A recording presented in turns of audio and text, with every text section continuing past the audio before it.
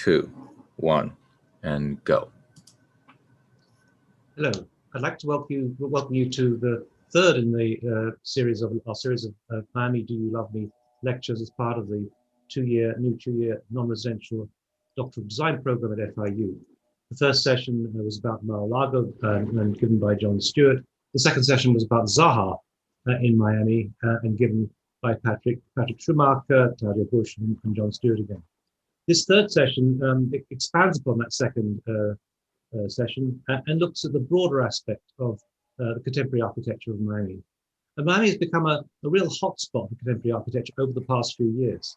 Not only do we have Zaha's building, the building design by Zaha Hadid architects opening last year in Miami, but a number of other very prominent architects have been involved in designing buildings in Miami. Most notably, perhaps, Herzog de Meuron, who are currently completing another tower block by the beach, and who designed a number of buildings, including possibly the world's most glamorous parking structure.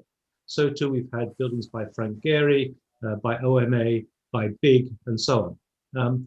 So I'm delighted today to be able to welcome two of my colleagues, Jason Chandler and Nick Gelpi, who are going to talk about contemporary architecture of Miami, what exactly is going on, and perhaps why. Well, why has Miami become such a hotspot for contemporary architecture? Jason Chandler, I should say, was instrumental in setting this program up. He put an enormous amount of effort into doing so, and I'm very grateful for the support that Jason has given us. Jason is a graduate of Cornell and the GSD and has his own practice here in Miami, and he is the chair of architecture at the School of Architecture at the Florida International University. I'd also like to welcome Nick Gelpi, one of my colleagues also to FIU. Nick is himself has graduated from Columbia, where he was a TA for Carl Chu. He subsequently went on to teach at MIT and has now become a tenured professor at FIU. Over to you, Jason. Okay, thank you, Neil. Can everyone hear me? Yep. Okay, I'm going to reshare in a second. Well, good morning, everyone. I'm very pleased to have a chance in this opportunity, and I thank Neil for asking us to do this because it's given me an opportunity to sort of reflect on Miami. I will say this is an interesting moment. I can say that I've lived exactly half my life in Miami, 26 years this year. So while I cannot say I am a sort of full-blown Miamian, having been here long enough, having my daughters who are true Miamians, having been born here and lived here all their lives, I do represent the group that we're probably going to talk about the most today, which is people that come to this city. And I sort of loosely entitle this Miami, the Frontier City, because of that. So I begin with this quote. I don't know if Dave Barry is an international name, but he's certainly a humorist and Pulitzer-winning columnist. And his quote, which he said many different times in many different ways, "I moved to Miami in 1986 from the United States," which is a loaded statement. It's meant to be humorous, but I think it speaks to a lot about Miami's identity. And who's looking at it. So I think he's probably reflecting, in a way, the sort of xenophobia that is present whenever one talks about places that are somehow not in sync with the rest of the country. But I also think he's, in a hopeful way, is talking about how unique Miami is in so many ways. It is at a peninsula we're at the end of a long peninsula. So while we are very much in the United States, and one could argue that the recent history of politics has certainly revolved, or at least hovered over the state of Florida, and the contingency of interest from Miami is certainly part of that national story. But I do think the point here is this is a person who has been here for a long time, but obviously is from someplace else, and has a mixed reaction, or I guess affair with Miami. So the place, I think, just to speak very simply about Miami as a place, and this may be very obvious, but it is a place of extraordinary flatness, combined just in terms of this quick plan. It is, you can see, and everyone, this is sort of a view from the landing or taking off in Miami. It is this thing that is a bizarre city, because it is a city that is rising, both in architecture and in also sea level. And when you sort of fly in and out of it, you can't help but think that the civilization is just literally painted on on the ocean. It just sort of sits there as a differentiation of color, and out of it is this metropolis that has been growing. So it has a kind of extraordinary presence as a thing. It's been said about it, it is also in a way a dream for builders. Its flatness makes for sort of very ready-made sites. You don't have to worry about slope. You do have to worry about sea level rise and water, but in a way, it really is a developer's dream. Large, vast tracts of land, relatively inexpensive, with a water view, has provided what you're looking at here.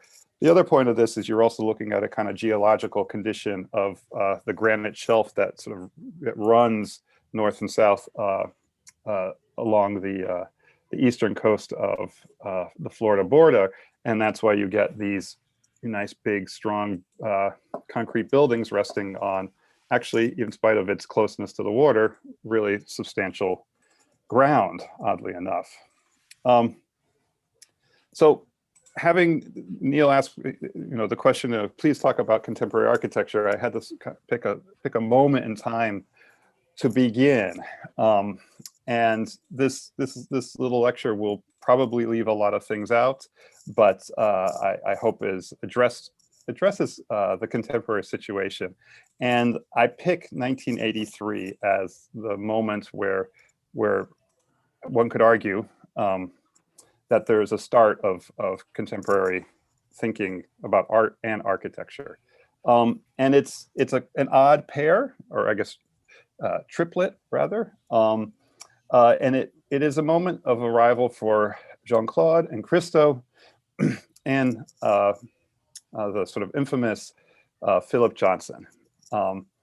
And they both come in, and I like this image of Jean-Claude and Christo walking on the beach, sort of not dressed appropriately for the beach, rolling up their long pants, kicking off their shoes, and arriving to this extraordinary landscape. And of course, we'll talk a lot about what Philip Johnson brings to Miami.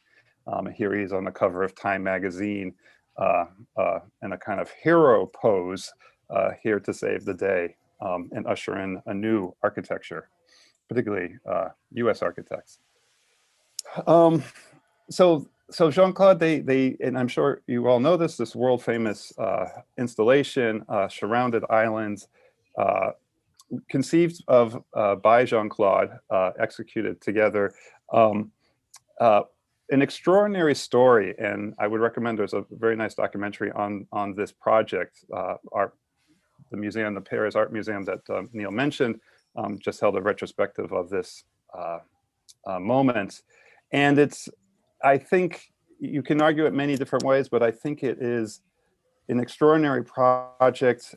And one of the tensions that it brings in contrast to Philip Johnson's ideas of architecture, I believe it is a true critical piece, one that is bound in the place of Miami, its geography, its obviously hydrography, its landscape, its vegetation, water.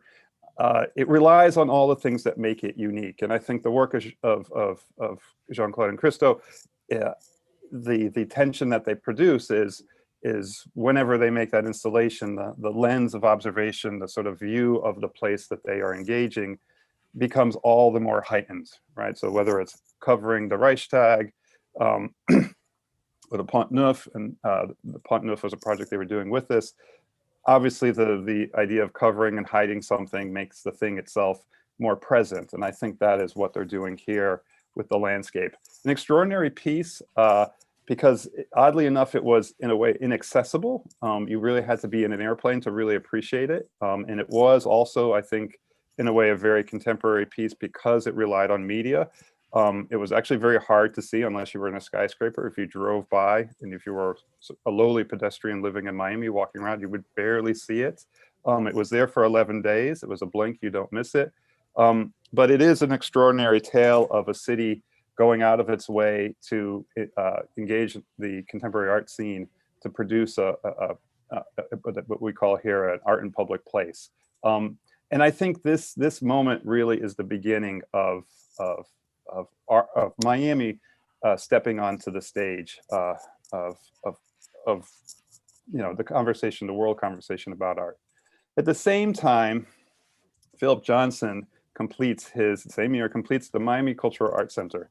And this is one of those things that is I would argue, a kind of mixed blessing, because this is, in a way, and he's not the first, but he is certainly one of the earliest star architects that comes to Miami to import or to certify Miami's identity with a building. And does so in, one can argue this, I think, in many different ways, but I would say does so in a kind of clumsy way, right? Assumes, which is one of the kind of narratives of Miami, that it is this new Spain, or you could, some kind of Mediterranean dream, because it's a peninsula and it's surrounded by water. And this is something inherited from George Merrick. Different people, developers from the 20s had done these things, and basically import an architecture to the place to say, this is what you are. This is a building that has been criticized and I would say not loved. It is also, very interestingly, the first home of the Miami Art Museum, which becomes the Paris Art Museum, which we will talk about toward the end. So it is, and I can remember coming up to this building when I got here and being very dismayed about it for any number of reasons. It's an elevated plaza, it doesn't engage the public, and it is, we could argue, a series of clumsy, hammy details, cartoon of a building as opposed to anything real. But nonetheless, he comes and he brings with him architect as brand, something that he, as you know, championed the idea of the Starchitect, the idea that this is a thing, a commodity, and it itself is a value and maybe the highest version of architecture. So this is the very famous photo of Philip at his 90th birthday. And it kind of curious photo because it could be also a photo of Miami. And I say that because 10 of the architects in this photo have built in Miami and have done so with a level of celebrity. Also, maybe not so much. There was a point where Miami was a place where architects were doing their worst buildings. I'd like to think that's changed, but they're here. So I'll just go through it quickly, but Michael Graves does a building early. Zaha, which you've talked about, which talked about last week. Arata Zizaki, Philip himself, Richard Meyer, Rem Koolhaus, who we'll talk about a little bit more about his relations with Miami, Frank Gehry, Charles Gwathmey, and then this character, this rakish curatorial hawk sitting in the back, watching all of us, Terry Reilly, who we will also talk about as, I would argue, an important force in the Miami scene. But there it is. Not something that I would normally have thought would be a picture of Miami, but one that I think you'll see plays itself out importantly. So I just took a few of these just to talk about their work. Izusaki, who has had a protracted relationship with Miami, with the Bass Art Museum, does, in addition to an existing Coral Rock, what was formerly a library, and turns it into a contemporary art museum, comes back, excuse me, several years later to renovate it. So I think over a 10, 15-year period is working on this project in Miami. Frank Gehry, I can give you a sidebar, very interesting story. This is his New World Center for the Arts. And the famous story of this building is that the client, Michael Tilson Thomas, the conductor, was excuse me, one of the people that Frank Gehry babysat as a young individual, which is sort of extraordinary. And Michael Tilson Thomas reaches out to him to build this building. A very interesting building in his oeuvre.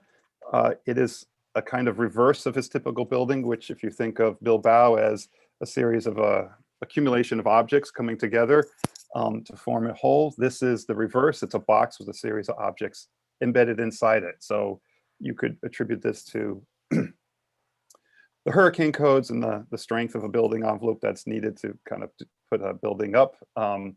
And I think, in a way, a very intelligent project for a public, and actually a great public space with a big wall cast on it. So really, actually extraordinary public space for Miami Beach. West 8 does the plaza in front of it.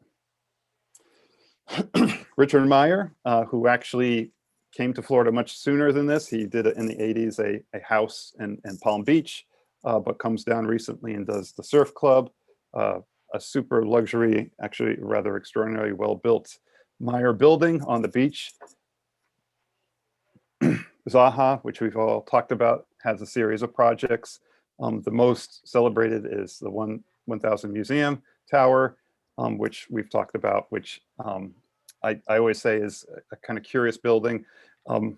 Not skyscrapers I don't typically, or at least developer skyscrapers aren't typically the object of affection, but this building has, for many reasons that was talked about last week, but certainly her personality, having a female architect building with such prominence on there, I think really is a building we all really admire and love. Not in the photo, but also I think important, Renzo Piano, another Pritzker Prize winner, comes down just recently, finishing 87 Park, a sort of simple, sort of boat-like piece, sort of cruise ship sitting on the water there, just recently completed. But I do want to talk about Terry Reilly and his role, because he is a kind of transitional figure. He's interesting because he does move to Miami. So I don't know how long he's been here, but he's probably been here for at least 15, maybe even 20 years. And does a series of projects and acts in the curatorial way. If you remember, he was the former curator of architecture for Museum of Modern Art, and brings that curatorial eye and skill to Miami, principally for the Paris Art Museum, which we'll talk about later, but does so after that in this parking garage, which is a collage of architects, and speaks to this idea of brand and the commercialization of architecture in Miami. So it's he calls it an exquisite corpse, like the Strada Novissimo at the Venice Biennale from the 80s, which is this collection of postmodern architects that sort of share this fictive road, street, and produce this cacophony of architectures that one might argue go together because of a general sensibility, but I think also resist each other through that same sensibility, and produce this collage. And he does this for a parking garage for the design district, which I'm going to present as a next step in Miami's architecture, where it's really brand has taken over and the architect almost in a way kind of vanishes from the scene. So these architects, this is Work AC, Jürgen Meyer, Clavel Architects, Nicholas Boeuf, and Keenan Reilly, Terry's own firm. And they each basically were given a section of the facade in which to design without knowledge of whoever was next to them, but they understood that another architect would do that. And it was simply, a pure, as I say, cosmetic skin job, though some of the proposals do invade the building itself. But they sit, abutted, one against each other. And it's a kind of, you get what you get when it gets completed. And it produces, what I argue, a commercial excess, a kind of extravaganza of form and styles, colors, and shapes that speak to, I think, the sort of other component that is Miami and can't be ignored. And that's simply the service of brand and its presence in Miami. So one thing that is quite interesting, we have something called the Miami Art Design District, which was developed by Craig Robbins beginning in 2011. A very interesting developer project. It is, for all intensive purposes, a mall, but an outdoor mall that reorganizes the city. It's actually laid out by the new urbanist architects, Duane Plater-Zyberg, and it basically presents the idea that commercialism, shopping, a mall can essentially take over a piece of the city. It's not like the traditional American mall, which is away from the city, surrounded by a parking lot. It is the city redesigned as store. So this is just a sampling of the different types of brands that are there. And what's interesting about this is that each brand gets a little facade, a little building, and they sit just like Reilly's parking garage, abutting one against each other. And you get the sort of collisions and contrasts that are unexpected and maybe curated probably at one point somewhere, but sort of one world coexists with another, and they're very clear about their own identity. But they produce some sort of extraordinary things, and I present this because it really brings a set of architects to Miami that you would, in a way, almost not believe that that's what's going on here. And when you walk in here, you are clearly dominated by the brand itself. This is, again, luxury goods. People come in here to be seen, to spend money, to associate their wealth with some kind of luxury brand. So this is the Alexander McQueen store, recently completed by an extraordinary building, but it is a combination, and I would say its authorship is between the design director, Sandra Burton, and the architect, Slimjan Radic, the Chilean architect who is notoriously monk-like and not one that is really out in the public sphere, and in a way you could argue even sort of resists the commercialism of architecture. But there he is, he's sitting in Miami. He has no other building in North America. He very infrequently ventures out of his home country, but here he is sitting at an American mall in the service of a brand, which is extraordinary. Across the way, we have Celine, and Celine, again, Hede Slimane and Valerio Oligati, also notoriously monk-like in his presence, is doing a store, which I think famously he said he would never do again. But so you have, Oligati and Radic sitting, steps away from one another in this commercial heaven, you would say. Down the road, a few more steps, we have Valentino, a flagship store in Miami, and this is Pierpaolo Piccoli and David Chipperfield bringing this brand to the design district. Just a thought on this. This is a kind of sort of little Manhattan, a little vertical tower, a kind of a chunk of the the New York store dropped in Miami for all to see. And last but not least, Off-White comes to town. Very young, dynamic architect Virgil Abloh and Rem Koolhaas. So if that's not enough of a kind of jarring collision of personalities and types and work, I don't know what is. But there it is. It's all there for your shopping pleasure, and all conveniently located one against each other. I will take a moment because to talk about Rem Koolhaas. His is a protracted relationship with Miami, which is, I think, quite interesting. And I would say really embeds, it is embedded in his career and not really an anomaly.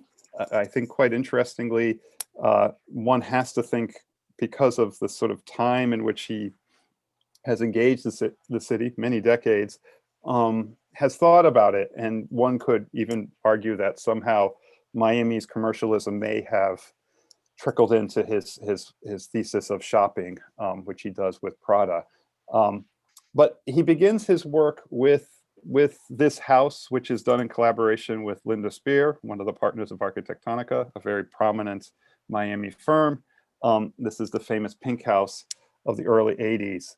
And a very interesting building. And the rendering here, it really speaks to, I would say, a critical building that is looking at place, much like Christo, as opposed to an import.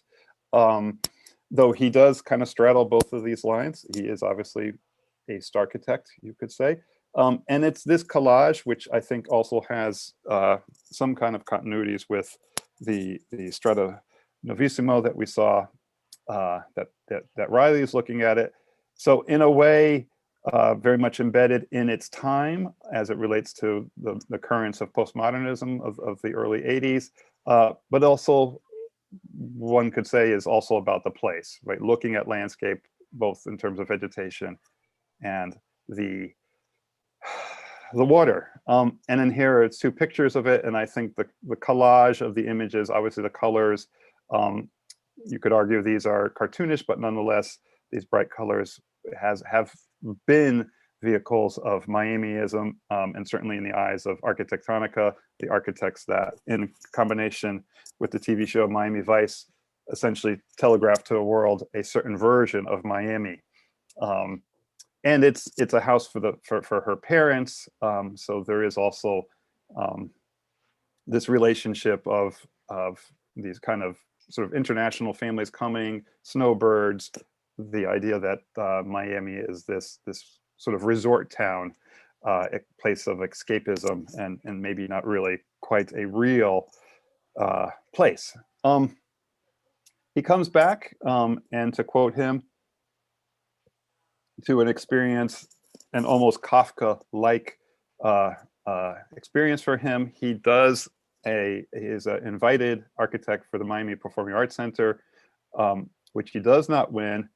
But he pours a huge amount of energy in, and I think is quite an interesting building. It's early, this is the early 90s, and his idea, and you can see right in the middle, the little kind of mini version of his National Library, which he calls here a social collector, sitting between the two performance spaces. I think rather interesting building. What he does in this building, which maybe why he didn't win it, is he actually puts both of the performance spaces on one site. The actual program had given each performance space its own site across the street, and he thought that didn't make sense. So he does a much more compact, more vertical proposal, and then does a water park in the front, again, presumably engaging the sort of lush aqueous landscape that is Miami, bringing it into the downtown. A very interesting project, not built. It does get built with less success by Cesar Pelli, and the two spaces are across the main streets, and it to this day remains a difficulty to cross both, to access both because of this big boulevard. He ends, he bringing up to the day, he completes a very interesting building, the Fina Arts District, which is actually a series of buildings. This is the main, the forum, which is the kind of public event space that can be leased out for parties, art shows, performances, the main building. And then there is another series of buildings, a parking garage in the end. It's really, I think, 3 buildings and a renovated series of buildings, all connected underground by a very large parking garage. Very interesting building. So kind of low scale urban building on the beach, but does sort of the things that we expect from Cool House, plays with and imports modernist vocabularies. In this case, Melnikoff's own house, which is, you know, a fusion of 2 forms with this grid facade, obviously inspiration for the facade of this one. And this is one of his domes, which he's been using at different times. I guess the earliest one is in the prison project, and then does one for Cornell University, and Miami has one too. So a very actually interesting project of his. And then this one, which is actually across the street from the big towers, is his Grove Park, which also one could make the argument is about architecture, modernist architecture, and his professed love for Mies van der Rohe. And he is unashamed about that love and has said it many times. He doesn't like Mies, he loves him. So we have these amoeba towers sitting in Miami, courtesy of Rem. So I've left out the big name because I think Miami, I think on its best day is looking toward trying to be itself. And I think it's the projects, it's the Christo Project, the project that is about the place that has the greatest resonance, because it both exists at kind of international level as something of uniqueness, but also is critical about the place. And what I think is sort of extraordinary about it is Miami's landscape is quite unique and powerful. This is one of the, we call it a banyan tree, basically a ficus. This kind of muscular tree full of tendons. It actually has a very shallow root system. The tree itself grows horizontally and drops these, I don't know what they call them, roots, these sort of exterior roots, and produces these extraordinary spaces in it, which has great presence. That with this sort of hard horizontal world of the water really does define a unique environment and landscape for the city. And this is something that I'm going to add Terry Reilly again here, is very aware of when he does his own house. He moves here, I guess, just in the early 2000. Yes. 2003. And does this house, which I actually took this just a few days ago, which basically has been gobbled up by or devoured by Miami's landscape.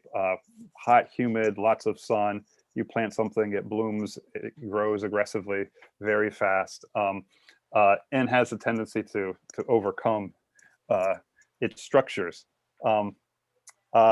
And I think this is quite an interesting building for Terry, because it is a building which I think speaks to his own roots and his own relationship with Philip Johnson, the sort of uber curator for architects. To the right is Johnson's Rockefeller Guest House, that is this courtyard house, townhouse embedded in Manhattan.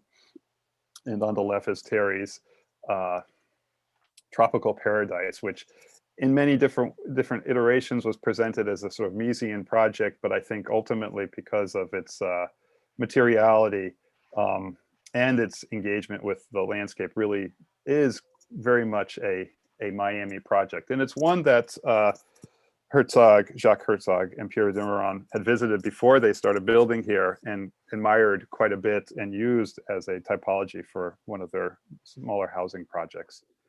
Which brings me to Herzog de Meuron, which I think are and are extraordinary architects for Miami. And I would argue that after languishing in the saccharine worlds of, on the one hand, the hyper luxury commercialism of Prada, and on the other hand, the hypo macho engineered nationalism of the Bird's Nest, return to Miami and to their building research roots with a pair of remarkable structures, the 1111 parking garage and the Paris Art Museum.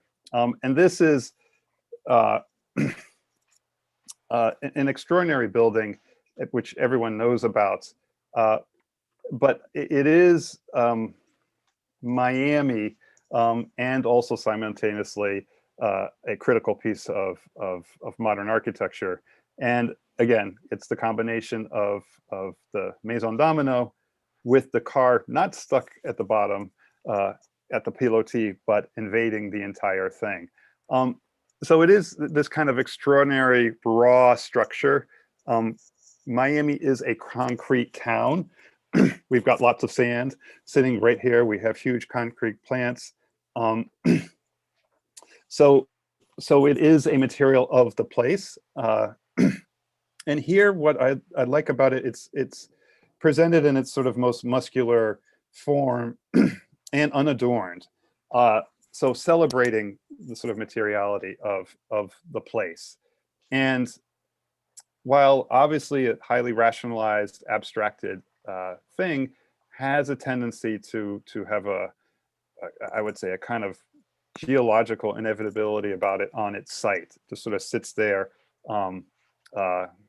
you know, as this kind of porous, extraordinarily open pavilion of, you know, not even a tower, but a kind of, I guess Altana would be what it is, to use the Italian term, sort of elevated porch. And I would say, in addition to that, it's also just, you know, a very sophisticated building. And what I find sort of amazing about it is how it vacillates between thinness and thickness. And what is quite nice about it is how it plays with the sort of visuals. So what and again, they are, you know, sort of working at the highest levels right now, but when you look at this thing, it plays perceptually with your eyes. And you have a tendency to look at this thing and sort of straighten it out, assume that the floor plates are sort of stacking on top of each other, but they don't. They shift ever so slightly, and those shifts perspectively make the shorter, shallow floors appear to actually be shallower than they really are because of the jutting of the floor plane. So they have a tendency to squash. They are low, but they look even lower. And then the larger ones push back and have a tendency to look taller. So there is this kind of visual compression and expansion and compression going on here, which is just, you know, pure sort of visual architecture for architects stuff going on. But it also is this building that introduces, and what you could argue, it's a parking garage, yes, or you could say it's a single family house with a ton of parking, which in a way is also a kind of very funny way of thinking about Miami, a very car-centered town. But it also has up here a garden, this kind of, you know, landscape, which is really an artificial one. This is at the roof of the building. This is done by Raymond Junkels, a local architect, a local landscape architect, and who himself says this is a garden on a life support system, because it is not embedded in the ground, it is floating up there. But this is the beginnings of Herzog's relationship to Miami, which is one that understands the materiality of the city and its landscape, and the resulting sort of robust quality that both of these things in combination do. And that, I think, is presented most forcefully and most beautifully in the Paris Art Museum that they did in 2003, which I will hand off to Nicholas Gelpi. But I will just say one thing about this building before I do that. When this opened, I came in on, this is just a personal aside, and I can't underestimate how important a building this is for the city. I would argue more important than 1111, even though not sort of internationally as well known, is I came in there, you enter the lobby, and my impression was that I had arrived to MoMA, but this MoMA was sitting on the water, and I could turn my eye, from the ticket booth and look at the sort of extraordinary blue, shiny water landscape of Miami and the extraordinary landscape of the building, and then kind of look back and be confident and happy to be in this impressive modern art institution in my hometown. And I this is a beloved building of mine, and one that I think, which is bizarre, these Swiss architects really know Miami very, very well. So with that, I will hand it off to my colleague, Professor Gelpi. All right, thank you. That was great. And I'm sorry to take this away from you, Jace, because it's a fun one to speak about. I recently, nice to meet you all the students. I recently published a book called The Architecture of Full-Scale Mockups, in which I had the opportunity to really look in depth at the Perez Art Museum as a case study. And in particular, let's see here, to look at the use of mockups in the design of this architecture. And I would say this is how Herzog and de Meuron are able, this kind of explains how they're able to be, this pristine Swiss architecture from doing quality work here in Miami, where it is actually very difficult to build a kind of Swiss level of construction. But a few things I wanted, and I would argue that, 1111, even the OMA projects, there's a real struggle with materiality because of our climate. Our climate is intense. The air is filled with salt. Metal rusts very easily.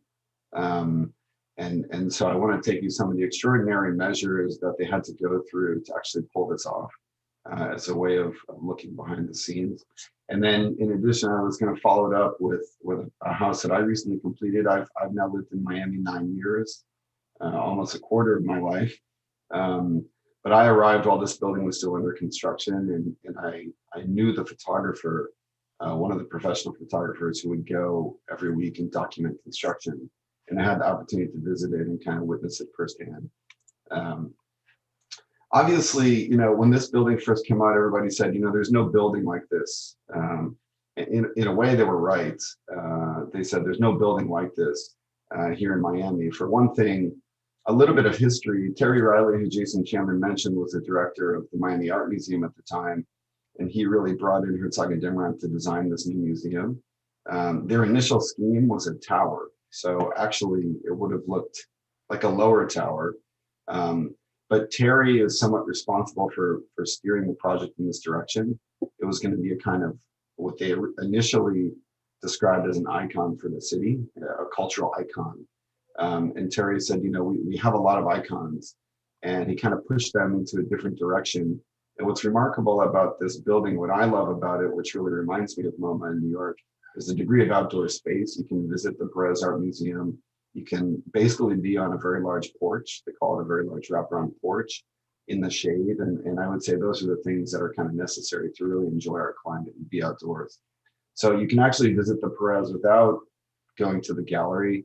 I love to go there just to use the restaurant or to get coffee, in addition to see the great shows. But here you can see it is somewhat of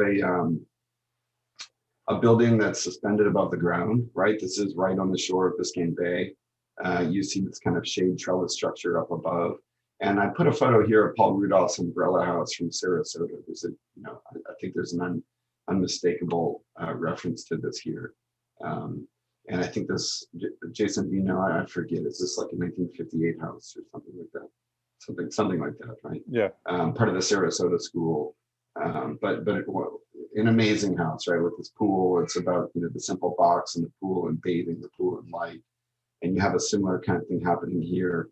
These are some of the details of the umbrella house, the slats and the shadows that come down, and you see actually at the Perez, these are slats of green heart wood, a really native tropical wood to Guyana that they ordinarily use for boat pilings and dock pilings and things like that. But you see it really lifted up above the ground. The parking is below, and the galleries are kind of suspended up in the air. One thing I'll say that this project has in common with 1111 Garage, which seems to make it seem like it's not of Miami, is Miami, it's really, as you saw in the design district, about these kind of storefronts and facades. And in a way, this is a building such as 1111, a building without a facade. And I can't verify this, I've heard this, and it's a good story. Jacques Herzog said, you know, when he comes to Miami, he likes to take his shirt off. So he wanted to make a building without a shirt. So there's no facade. Another clear reference are a settlement of buildings out in Biscayne Bay, about a mile offshore, called Stiltsville. And these are built in the 30s. During Prohibition era, it was a place to go and kind of drink beyond the law for bootleggers. And a few of these remain to this day. This is a recent photograph. Sadly, this photograph is last week. This building, there's only 7 of them left. Now there's 6 of them left. And because of safety issues and storm damage and Durham issues, they're prevented from like rebuilding any of these. So as they fall to the sea, there's no more, you know. Anyway, but I want to return to the museum and just highlight another local reference. A lot of the buildings pre-1942, pre-1940 are constructed of this tree. It's called a slash pine or MiamiDade Pine. And this was a local hardwood, well, not a hardwood, it's a pine, it's a conifer, but a local wood that grew in old growth canopies and is said to rival the strength and stiffness of steel. And a few things, it resists rotting as a result of being exposed to the elements, and it also resists termites. So to this day, a lot of the buildings pre-1940 are framed, the roof trusses, the walls even are constructed of Dade County pine. But there's really no more of it. It's kind of all gone. And before I kind of get a little deeper into the comparison of the Perez and the use of wood and the kind of necessity of concrete because of the climate, this is a great book by Adrian Forty called Concrete and Culture. And I just wanted to read one passage from it in which he kind of calls attention to the idea of concrete as a natural material. He says, concrete is not natural, but that is not to say that it is unnatural. Its being not natural is both its virtue and its failing. Its virtue in that as a synthetic material, and especially when reinforced with steel, it can achieve things that would be impossible with any naturally occurring material. And I would say that within the Perez Art Museum, there's a real struggle to kind of take what is really a kind of generic modernist material such as concrete, which can be made anywhere, shipped in the ingredients shipped to any location and mixed on site, as opposed to using a local material that is gathered around the site. And so here you see an exquisitely crafted full-scale mock-up built next to the building along the Perez Art Museum. You can see the Adrian Art Center in the background, the Metro Mover stop here. But what you see here, I'm going to go into the details of this and kind of how they went about, you know, constructing these things. I would just call attention to the fact that despite this being a concrete building, you see plenty, actually in the trellis, you see these green heart trellis shading elements, but also on the ground, you see throughout the building the kind of the hallmarks of board form. And the architects speak about it as if it's a piece of petrified wood. There is a clear reference to wood, although it is really constructed of concrete. And so here, you know, this is a photo that I actually took from the scaffolding. These are mock-ups that were built along the west side of the site, and they were demolished, you know, right before the building opened.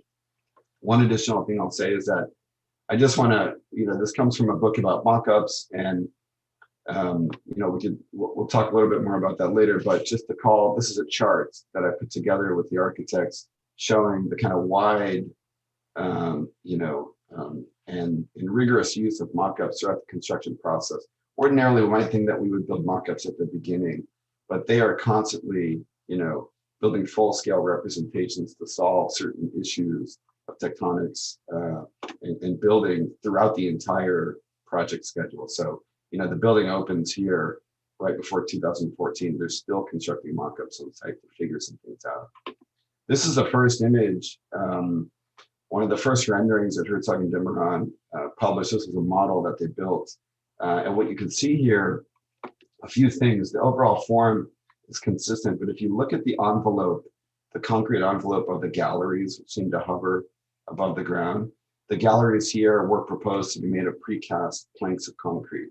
Herzog and de Meuron know very well, high quality concrete, and it's something pretty tough to do in Miami. Miami's not known for its really pristine concrete. So as a way to kind of approach the project from a distance in Switzerland, there was an effort to think about using something precast that they could cast in a shop and bring to the site and really exert ultimate control over the material. And in fact, this is the first mock-up they built for the project. This is the full-scale mock-up. You can see the scale of these precast planks. And I have some photos, they're not included here, but they CNC milled. I want to say these are 28-foot long, 10-meter long molds, where they actually CNC milled a faux wood grain and then cast these really massive precast planks that were to be mounted. And then for a variety of technical reasons, cost considerations, this was abandoned. And in fact, they decided, well, we still want to go for this kind of organic quality of the concrete, like they had the wood grain exaggerated in the previous scheme. Here, this is an image of the Schaulager Lorenz Foundation building in Basel. And this building is actually somewhat remarkable. They excavated the site for the project and they retained all the rubble from the excavation, and they mixed that rubble, cast it into the concrete, which is cast in place. And then they used a form retarder so that the exterior layer of the concrete doesn't quite cure. And so after about 48 hours, they can release the formwork, and basically with rakes, they call it scratching the surface. So kind of rake off the superficial layer and expose the aggregate, which actually came from the site. And it's kind of known for these organic windows. But I really see this as an important precursor to the Perez. They also do something quite savvy, I think, to kind of integrate the construction into the locale. Here, these are photos of a competitive mock-up process that they prescribe. So basically, the architects issued a set of written documents to a number of builders interviewing and bidding on the project, and they asked them to construct. These are called concrete tombstones. They asked them to construct a specific kind of tombstone, 3 specific types: a flat, smooth tombstone, a scratch, as in the Schaulager, and then also, I don't know, a few others, maybe a hammered textured one. And so they actually had this competition. So the builders actually constructed these, brought them on site. The architect's client kind of inspected them. And, they knew what they wanted. I think it's very interesting because they knew what they wanted, and they knew how to kind of specify it. But I think here they're really looking not only for who's qualified to actually pull off the quality of work that they want, but also they're kind of open to who might have a better solution to this. And these are some of the photos that you see from these concrete tombstones, some of the details. You see the aggregate exposed. This one is actually kind of chipped off with a rock hammer. This one is polished smooth with a grinder. This one uses like a Spalding hammer drill. And then at a certain point, let me go backwards and forwards. They realized as a result of the structure, because they had to leave all the shoring in place until they topped out the structure. After all of that, they realized that they had to leave the formwork in place for far too long for the form retarders to work. So what needed to happen later was that they needed to actually hand chip the building. So this was another mock-up that they constructed, once they began construction, realizing, they need to actually hand chip this thing. And you see, actually, I guess this one is still, I think part of this is still scratched as was planned, such as this. But by the time they release all the formwork, you see the Perez here perfectly smooth, right? And they weren't actually to rake the surface. So they constructed a series of new mock-ups, and a bit more laborious of a process. They had to now go back, in addition to this, curing for really its full 28 days to set up its strength. It's on the shoreline with a lot of salinity in the air.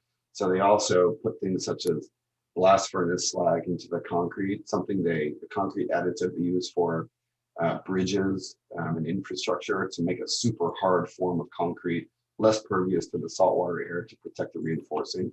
So they created this kind of bulletproof concrete that they then had to come, hand chisel. And after a lot of experiments and rehearsal, what we saw over the course of almost 8 months were basically a few guys who just went around up and down hand chiseling the outside of the concrete. So you see here in the book, these are numbered and labeled, but you see one mock-up here, another mock-up here, another one here, another one here, and there were a few others. This is right before they were demolished. And back to what I would call the integrated mock-up. This is one where they're kind of bringing all the parts together. You see the front porch, the kind of cast planks that create the outdoor terrace, very much resembling like wood boards. These are actually, many of them are porous, so water percolates between them. And then on top, there's a cast in place section of the building. And then there are a series of precast elements. So these columns with these precast beams and these precast tees that are actually hung beneath it. Here are these precast columns. These black plates that you see midspan are actually, initially I thought they were just plates to attach the shoring. But if you look, these actually are kind of propped up above that plate. Those are actually stiffening plates because they're such a slender profile. They prevent buckling in the center. So they're like a kind of stiffening splint right at midspan. And to this day, those are exposed. You see them in the museum. And then here, this is one of my favorite photographs of the project. You see the kind of the textures of the concrete here in addition to the precast elements and the tees being hung. And this is before the timber elements are added up top. But you kind of understand all the different systems of the project at play here. And again, a building without a shirt. The galleries are kind of exposed and voided between. There's actually quite a few others, but I just wanted to show one of. This is the backside of that integrated mock-up, which is testing a variety of conditions. Here, even going to the extent where you see different frit patterns and mullion framing finish options for the glass. And this actually represents the upper story glass that we see up top. So on the ground floor of the Perez, the second floor overhangs it. The mullions are actually, what we would typically think of as metal structural mullions. They're actually cast concrete as well. And there's a couple of finish options for those. But on the ground floor, these are cast. They're also cast on the upper floors. But on the upper floors, they're turned in. And the idea is that up here between the galleries, this is all smooth. So they polish the concrete, turn the structure in. On the ground floor, these project out. And you see this kind of texture. These are called rebates, these grooves in the ceiling. And here, they're really testing, looking up at a certain angle to see if they can mitigate reflections and also cover spandrel panels and the structure behind. A few other things that they ran into, I really see this as a kind of an admirable wrestling match with the material, something that I think kind of, calls attention to their embrace of its unpredictability. This is in the auditorium where you see the step seats. And what you see here is slag staining. So a few things happened because they had to leave the formwork in place for so long. At a certain point, they were released, and some of the unpredictable things that happened were the concrete was a dark blue. It kind of lightened up over time, but they weren't quite sure. They had to hire, there's a concrete forensic expert named Reg Huff, who's a concrete consultant that many architects use. And he had to come and kind of look at it and say, I think this is because it was starved of oxygen for so long on the surface. But what you also see are something called rebar shadowing. So you see it here, you see the staining of the concrete here because it was left in place so long. So these horizontal lines are actually the rebar kind of showing through the concrete. And they had to pursue various treatments to kind of, etch it away and create a more homogeneous surface. And then I'll just end, with this image of you see the kind of two different materials, the very rough textured treatment of concrete around some surfaces, and where they carve into the quartz, they really go to great lengths to polish and smooth it and give it a different kind of quality. And I would say it's a kind of it's a real catalog of the qualities of a single material that really seem to work with the location and the locale of Miami in a particular way that I think is not just concrete as an abstract generic material, but something much more interacted with. And I admire the project for that. I'll just take a few minutes to flip through a house. This is a house that I designed and renovated and built a few years ago, and it has some similarities and it's also kind of struggled with concrete. And then I think Jason is going to show a house with some similar interactions, and maybe there's something here about this critical regionalism that really forces us to engage materials in a way that perhaps you're not forced to do in other locations. But this is also a story about FIU. I actually began this project with a grant at the university, researching some sustainable forms of concrete. And these are some material samples that we made during our research.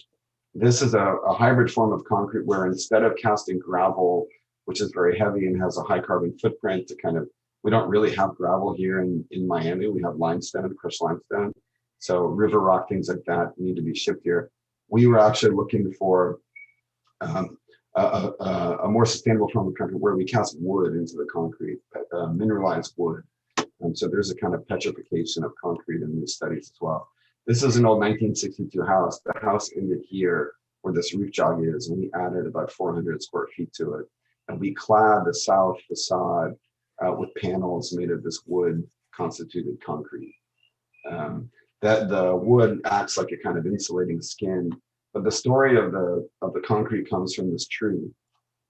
So Dade County pine is gone, and what's taken its place is this tree called the Melaleuca tree. Tea tree oil comes from Melaleuca. It's native to Australia.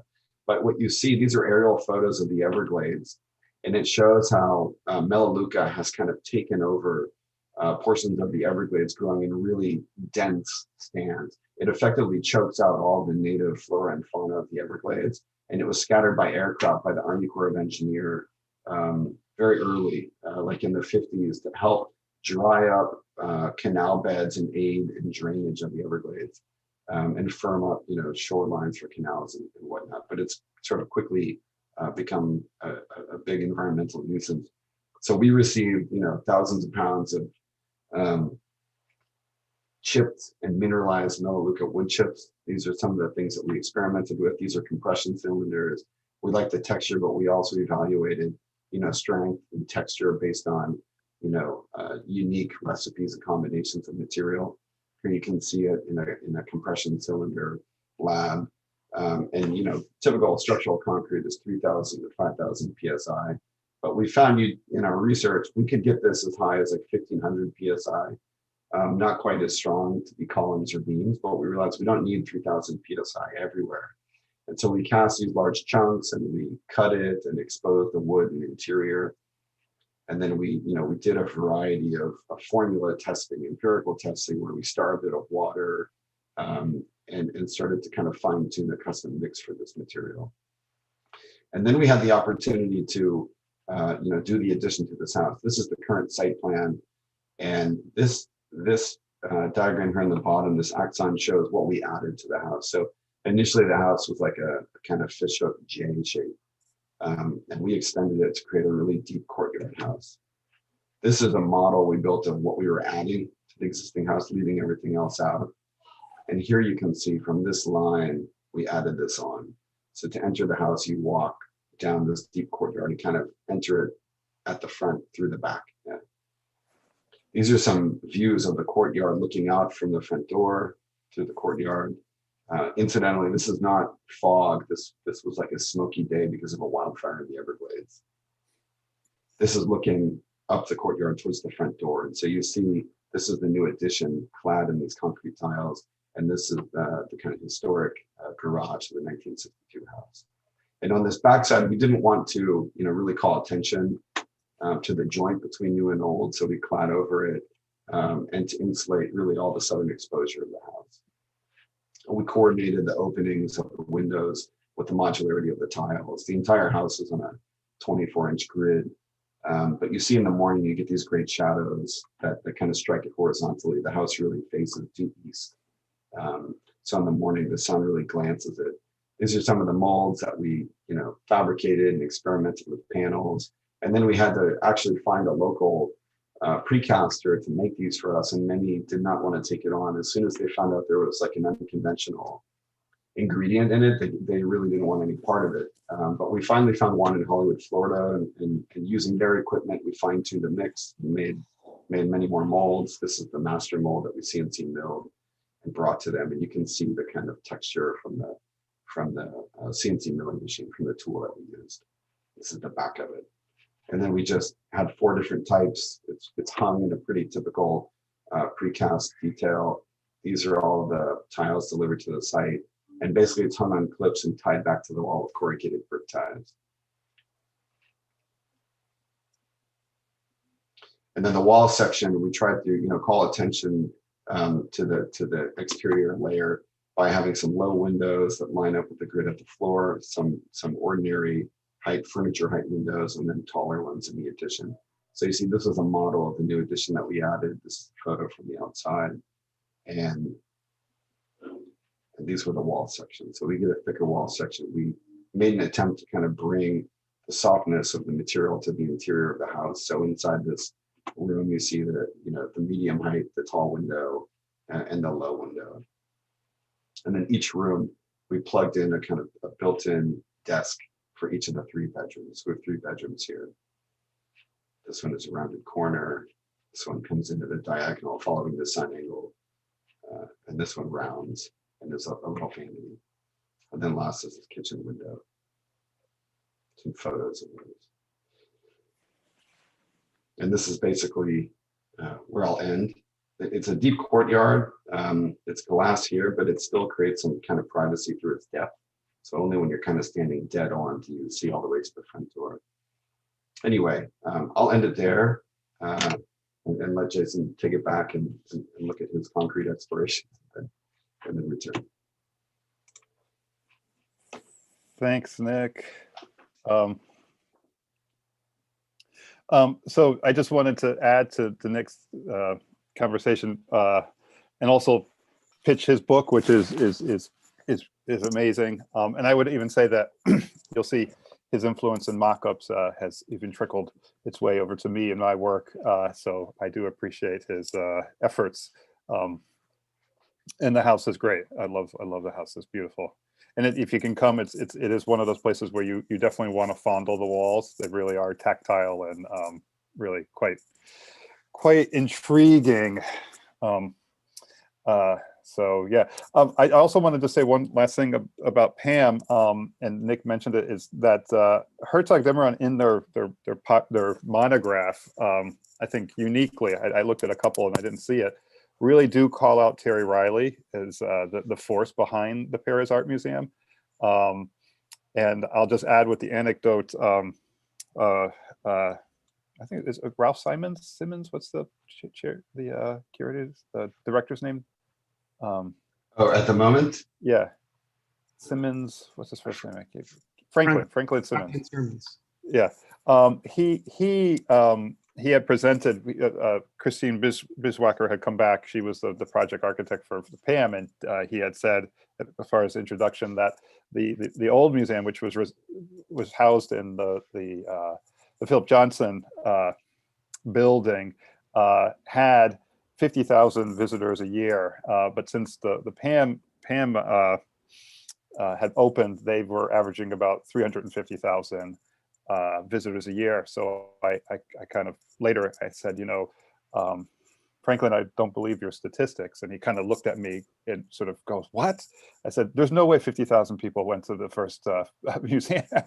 And he laughed a sigh of relief, which is just to say that it was not, I mean, the interior of that museum was not really appropriate for a museum, let alone one for Miami. So I'll just talk quickly about also a residential project that is under construction. So in a way, very contemporary because it's not even finished. A little addition to an art collector.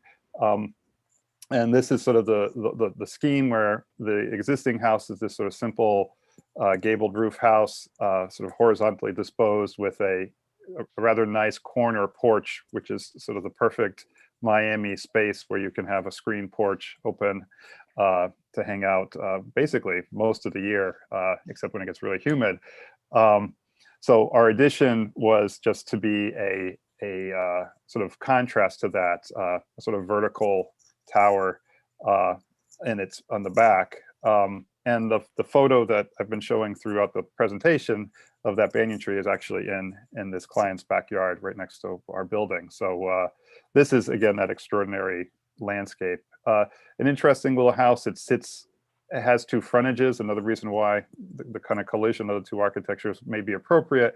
This is kind of the front of the house, and then this addition is in the back and is where you kind of, it's a carriage house. It's both a garage and office and gallery. So the existing house is surrounded by these ring of coral rock walls, which I'll show you at the end. Also kind of geological, it seemed to sort of be embedded in the landscape, and had a little sort of crummy carport in the back of it, which we remove, and then we add this sort of collection of boxes. Just some quick plans of that. Just again, a building that abuts the existing, but also continues the sort of interior public space of the original house. And basically redesigning the whole backyard of it has a pool and a terrace, and then these are the banyan trees, and this is a grove of oaks. So really rather extraordinary context for a house, and some sections through the building, which it basically is a sort of vertical piece. This is this two-story gallery for a bunch of different art that the client has. Some images of the building. These are stills from a movie. And then this is the kind of sort of move. Here's that big porch. And then these are what I call the sort of art boxes. He has a Chihuly and a loft for Eliason, a ton of Saraceno, bunch of art pieces that actually engage with light. So each of the boxes are designed to both be lit artificially, but also mark the passage of time throughout the day. But those boxes, I think it's a building that addresses the sort of richness of both the interior as it relates to the collection, but also the exterior, which is this really set in this kind of monumental trees. So this box is meant both to be both protective of what the contents are, but also celebrate the context in which it resides. So these are just a series of elevations of the formwork for this is the stair tower, and this is an image of it under construction. This is probably a few months ago, and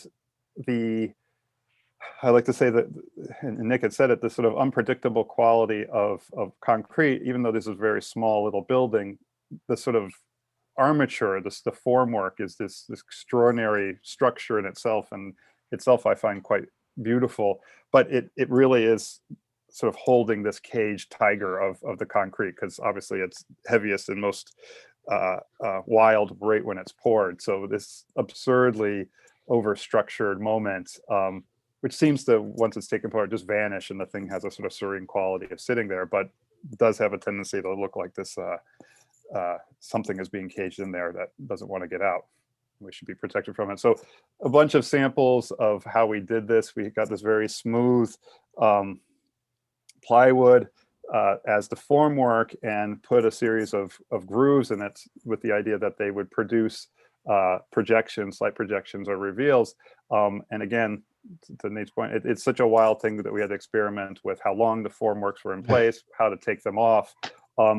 And the reality is this is actually the formwork after it was removed from the form. And the issue, it turned out some of the formwork, the sort of reveals stayed on the building, but many of them got pulled off. And it turns out, and we knew it would be a combination of that, but the reality was that the smoothness of the plywood allowed, even when they got completely pulled out, to contrast with the roughness of the reveal. So in both ways, it turned out all right. And this is a view of it. This is recently, we have these are the fiberglass form ties so they don't rust. What's interesting is, in spite of being a concrete town, as Nick says, not many people really know how to do good finished concrete. They almost, like he says, sort of run from the project. We luckily found a contractor who was very excited about this, a Venezuelan contractor who had done this sort of stuff in Venezuela, so was not shy about it. So this was the textures that we got, which I'd like to think have a relationship to the sort of geological rawness of the site. And then this is taken yesterday, where the building, really is in this grove, completely surrounded. This is one of the walls that we rebuilt, but again, this kind of entirely, I would say, sort of organic presence in the Florida landscape, and hopefully the little box has this sort of mini monumentality to complement the context of both the Banyan Tree on the right and the oaks on the left. So we just thought we would wrap up with some work of the locals. That, I think, if you can say, covers the contemporary scene from all over the world to our humble backyards, literally. Thanks, Jason. That was terrific. There were a couple of images that really struck me. So first of all, I think what was interesting about it was the way that somehow, I wish that I'd been given this lecture when I'd first arrived in Miami, because it was incredibly informative. But I mean, it also struck me that somehow what we're doing, in a sense, with this non-residential program, where we just parachute in for short periods, for a week or 9 days or whatever, once a semester, is quintessentially Miami, because that's what people do in Miami. No, it's made me regret we can't be there next month when we were planning to be there, because it's an extraordinary place to come and visit, like a sort of butterfly landing on an exotic landscape. But there were two images, one in your lecture, Jason, one yours, Nick, that really struck me as being incredibly interesting and speaking about Miami. I mean, of course, the architecture is extraordinary, and that itself is amazing. But there were two images that really stuck out. One was the Christo image you started off with, Jason. This wrapping of an island with this pink membrane, and that kind of struck me as kind of really emblematic in some ways of what Miami is, because it was kind of like taking a fairly ordinary island, but somehow celebrating it and drawing attention to it with this kind of exotic pink of this kind of the flamingo, right? I mean, it's kind of this weird bird that really speaks about the kind of weirdness of Florida itself. And it struck me that actually you could take that as being emblematic of what Herzog de Meuron had done with that parking structure, to take the mundane thing like a parking structure and to make it extraordinary. That really kind of seemed to me an amazing kind of gesture. So that on one hand struck me as being a kind of an interesting kind of almost hieroglyphic that gave you the story about Miami in an interesting kind of way. But then the other one was Nick's reference to something that I find really interesting and extraordinary. That is Stiltsville. I mean, this amazing, maybe could you put the image of Stiltsville up again, because this amazing structure that unfortunately falling apart, but they spoke of a certain sort of moment. They speak about Miami itself because they are kind of like these things where, I guess it was during the Prohibition, where you had to be 1 mile off the coast to be able to drink and then gamble and whatever else. But it's almost emblematic of Miami, because Miami is kind of like at the very end. And this is like the kind of Miami in extremis, this kind of, this little thing beyond that. I mean, and it really speaks about somehow what Miami was kind of all about, a kind of somehow a kind of sort of escapist mentality of just having this moment of being outside the normal, this exotic kind of experience of something. It's emblematic of that. So people kind of come here for this moment, which is very special, and it, it's almost like it's that you get the kind of the Zaha appearing and landing, someone very exotic appearing and landing in a very exotic climate. So anyway, these two images, the Stiltsville image and the pink of Christo, really struck me as being kind of emblematic of Miami in an interesting kind of way.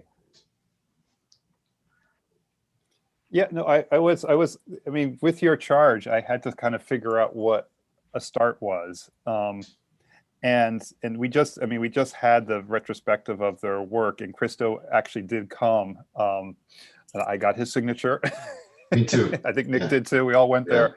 But it really was, and I have to recommend, I don't know, I forgot the name of this documentary film, but the whole act of the piece, really, if you sort of look at it from soup to nuts, was Miami sort of writ large. And I say that because it was not just the sort of negotiation of the environment, right? So to build these things, right, which are these large sheets of, I guess, I forgot what the actual material is, but these huge sheets that are tied to these buoys, floating on the water. I mean, in terms of just pure like tectonics, was a challenge to make that work, right? So they would all be equidistant. But what was interesting about it was how they negotiated the politics of local Miami personalities, literally payoffs, all these different things. And the personalities that kind of crept up, and the sort of power structures that it sort of scratched against rather, is extraordinary. Again, this was a multi-year project that was there for 11 days.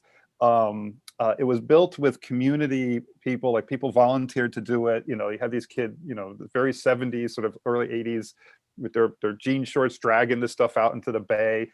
You know, all the sort of, I guess the sort of, you know, scientists saying that this was going to kill every wildlife along these islands. Really was such an embedded project. I mean, I'm sure all architecture, you know, through permitting, through all the stuff you have to do to get anything, but I really think of it as an architectural project at its heart, and one that, I mean, could you do it someplace else? I imagine you could, but really is a Miami project. And also its kind of elusiveness, and the idea that, you know, if you flew in at the right time, you got to see it, which is also, I kind of think to your point about people kind of coming in, the idea that that's who it was for, the audience of people landing and taking off in Miami, is sort of a wild thing, that it was almost not for the locals, because if you couldn't see it if you were sitting on the ground. I just, the more I think about it, again, a kind of sort of simple gesture, it really is a rather complex, extraordinary thing that have happened. And I think the joke now is like, could they do it today? Like, good luck, you know? Yeah, the other thing, so go ahead. Oh, no, just I can add that at that moment, you know, Miami was in turmoil. It was the 1983 that the Mariel boat lift had brought, you know, tens of thousands of Cubans to Miami that just sort of dumped them off. And it was also the age of the cocaine cowboys. Right. You know, I don't know, Miami's banking structure and the whole financial structure of the city was just in chaos, because you had this drug money coming in. Yeah. So it was a particular moment too. And then to have Christo come in and do this sort of ethereal thing that spoke to the world of beauty and art, which is, whoa. Anyway, that's all.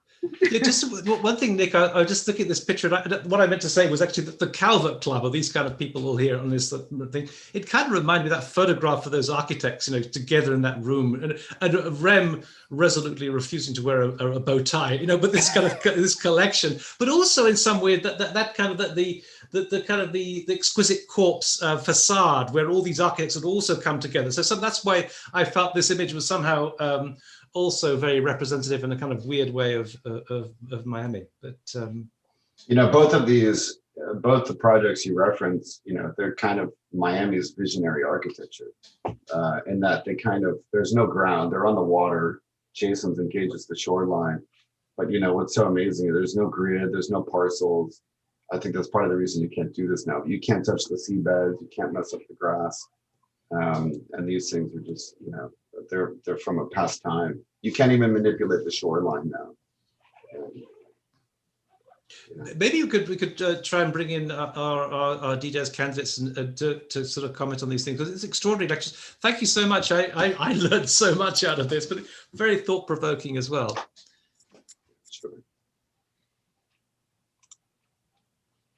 You can always guarantee that Marina will ask a good question.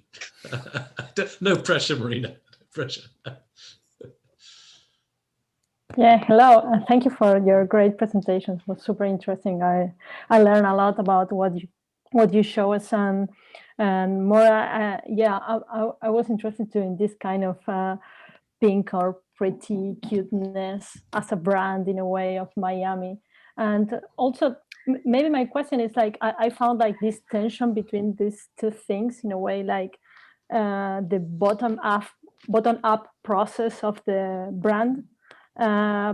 Like something that sometimes could be like arbitrary in a way, and at the same time this need of a top-down input from the city as well. So my question could be, or what I was wondering, like, was about the performance that you can understand that these architects could be maybe the Herzog de Meuron last example are seeking with this kind of building. So in a way, how do you think that this building will change or evolve or mutate? Like if it's going to do it like under this same idea of brand, or is the opposite, that this kind of idea of brand maybe is more directed to Jason lecture, or is this idea of brand in a way reducing certain architectural practice, like some kind of blindness, engine of production in a way? No, what do you think about this this tension between the brand, like a bottom-up process, or the idea of the performance of a top-down influence to the designs? Well, I guess I'll answer it two ways. One sort of about the specifics of the museum and the context, and the other one just to talk about sort of practice generally. But specifically, what's interesting about this building, and again, also a political touch point and a hotbed for a moment, what Miami has, and actually we didn't show it, there are a lot of private collectors in Miami, and they build their own museums. The Rubella collection, the Cisneros collection, and bound in the story of the Perez and formerly the Art Museum, Miami Art Museum, is this sort of, I would say on one hand, distrust of the public institution, and on the other hand, the sort of ego of the collector, right? And that's what's remarkable, and what people went crazy, I mean, literally front page stories, was when George Perez gave the money for the naming rights for the museum, it became George Perez's museum. And that pissed off all the major collectors. So they went crazy. They're like, to hell with this, went bananas.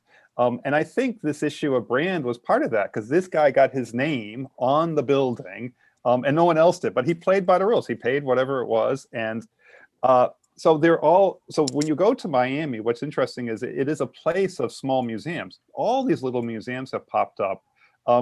And both personality, politics, whatever you want to have. So, I would say what's interesting about the museum is that it's not a very large museum. It doesn't have a very big collection. And as a result, the city, the sort of role of museum in the city is a kind of dispersed event, which is sort of fascinating. And one of our colleagues, Kathy Left, who was the former director of the Wilsonia, actually specializes in this sort of curating and ensuring for legacy collections, like a future for these collections. Like, okay, if you're going to do this, you need to have whatever kind of financial and legal structure set up so that you can have your museum exist in perpetuity. And it keeps going. We literally have new museums popping up out of this modality.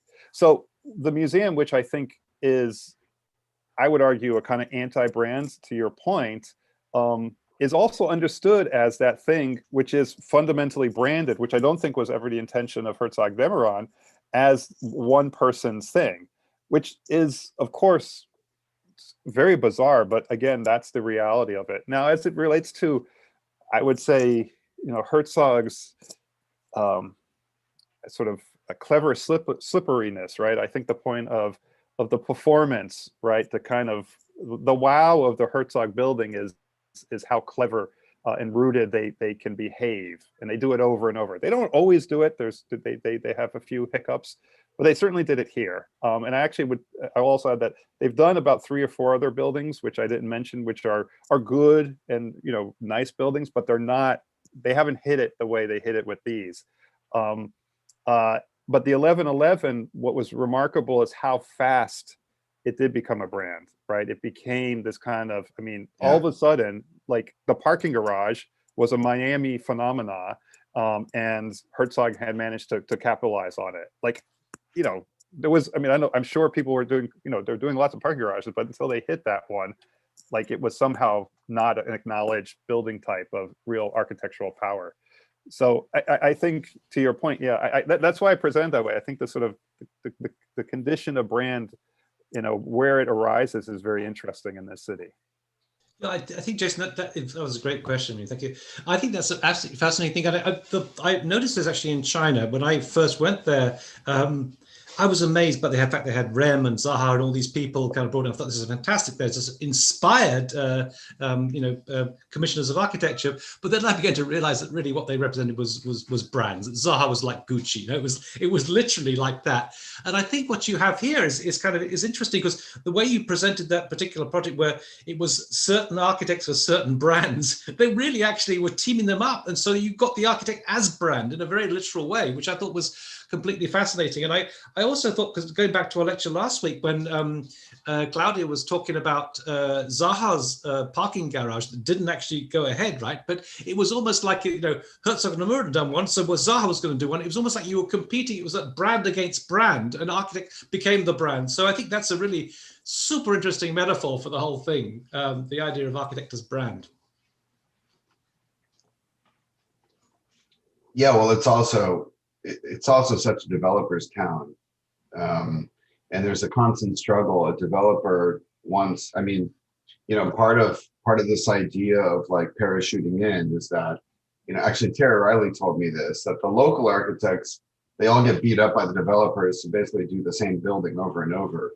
And then when they want something really unconventional, they fly somebody in from Europe to kind of break the molds of what we're doing here. And so there really there is a kind of local typology, and then everything else is outsourced in a sense. And the developers know they can sell that tower for more if Zaha designs it, obviously. Yeah, no, I think it's what was maybe left out, but it was the architectonica logic of kind of these generic tower blocks that otherwise that form the backdrop to these extraordinary gems in a way. Yeah. It's worth saying also that I think, what we also left out was that this was kind of mainly Miami Beach or downtown Miami that we were seeing. And in fact, if you go back, Miami actually is the 4th poorest city in the States. And in fact, there's a lot of people going back inland, the kind of Cali Ocho, the kind of the Cuban terrain, where people, when you come from Cuba, you don't come with any money. You don't come with anything. So there's a lot of poverty in Miami as well, alongside this exotic kind of orchid-like existence on Miami Beach itself. Just to say also one thing, it was that always strikes me about Miami when. How exotic it is, this idea of Jason talking about I moved to Miami from the United States. It's kind of, it really is the kind of, that sums it all up, because when you arrive in Miami, one thing that strikes me is that the dominant language is Spanish. The dominant language is Spanish, and the climate is so otherworldly as well. You almost feel like you've parachuted into a kind of Caribbean island or something like that. It doesn't really feel like the United States at all, which opens up a kind of like a kind of a freedom to be otherwise. That's, I think, adds to that sort of approach. I think one of the things I would say is there is a comparison, also a contrast to be made with Las Vegas, because I think the two cities that have something similar, you go to Miami, to Las Vegas to escape, but there's something that's much more kind of refined about some of the kind of the restaurants and the bars, which also form part of this as well. I mean, the kind of Philip Stark interiors of some of those hotels on the water on Miami Beach, absolutely extraordinary spaces. They're magical in their own kind of way, and so there's something a little tacky I find about Las Vegas. It's all about sort of whatever money and gambling, but there's something similar at the same different about Miami compared to Las Vegas. Well, they're both resort towns, Miami Beach in particular, and casinos played a big role early on. There was always an inertia to establish casinos here, even as recently as a few years ago. Yeah, I can't speak to Las Vegas, but the sort of distance. I mean, oddly enough, it's it's a 3-hour plane ride from New York. We'll just say 3.5 hours, whatever that is. But its remoteness, which can be debated because the sort of development of Miami, we could say now goes all the way up past West Palm. Like it's a sort of a continuous urbanism, this sort of linear metropolis. But I do think it has enough of a disconnect and separation from sort of the next major city, which you could, I don't know, Atlanta, or something. I don't know what you would say the next major is, which is, by car 10 hours away. It's about, roughly 500 miles away. It doesn't have a kind of like if Los Angeles has a relationship to Las Vegas, right? That they're sort of connected. Miami doesn't have that other, you could argue maybe New York, but in a way, not really, because it really is very, very far away. And it doesn't have its next best. I mean, I think of Europe as, a continent of capitals. Like all the sort of, capitals have some kind of secondary cities that always speak to that one. Miami, and this is a kind of American thing where the center of commerce and the center of politics are separated. And there's a bunch of them. The most famous is New York and Albany, right? You couldn't have the center of government in New York because it would be the most corrupted possible government. So you have to pull it out of the center of commerce and separate it. So Miami and Tallahassee are 500 miles away from each other because the potential corruption would be too explosive if they were existing together. But this is the kind of, the problem of Rome, right? That they didn't separate the politics from Rome. So it sort of sits there on top of everything else. But there are a series of these kinds of American, the way the state is built is that you separate politics from the metropolis, which again is the idea of Washington, D.C., right? That it isn't, the capital used to be in New York. So, but they said, it's probably not a good idea. So, and again, the idea of, your representatives leave the place you go and go up to D.C. to kind of engage in politics. I think there's that distance is part of Miami's story too. Maybe just one thing to point out to those who are not familiar with it, the term snowbirds.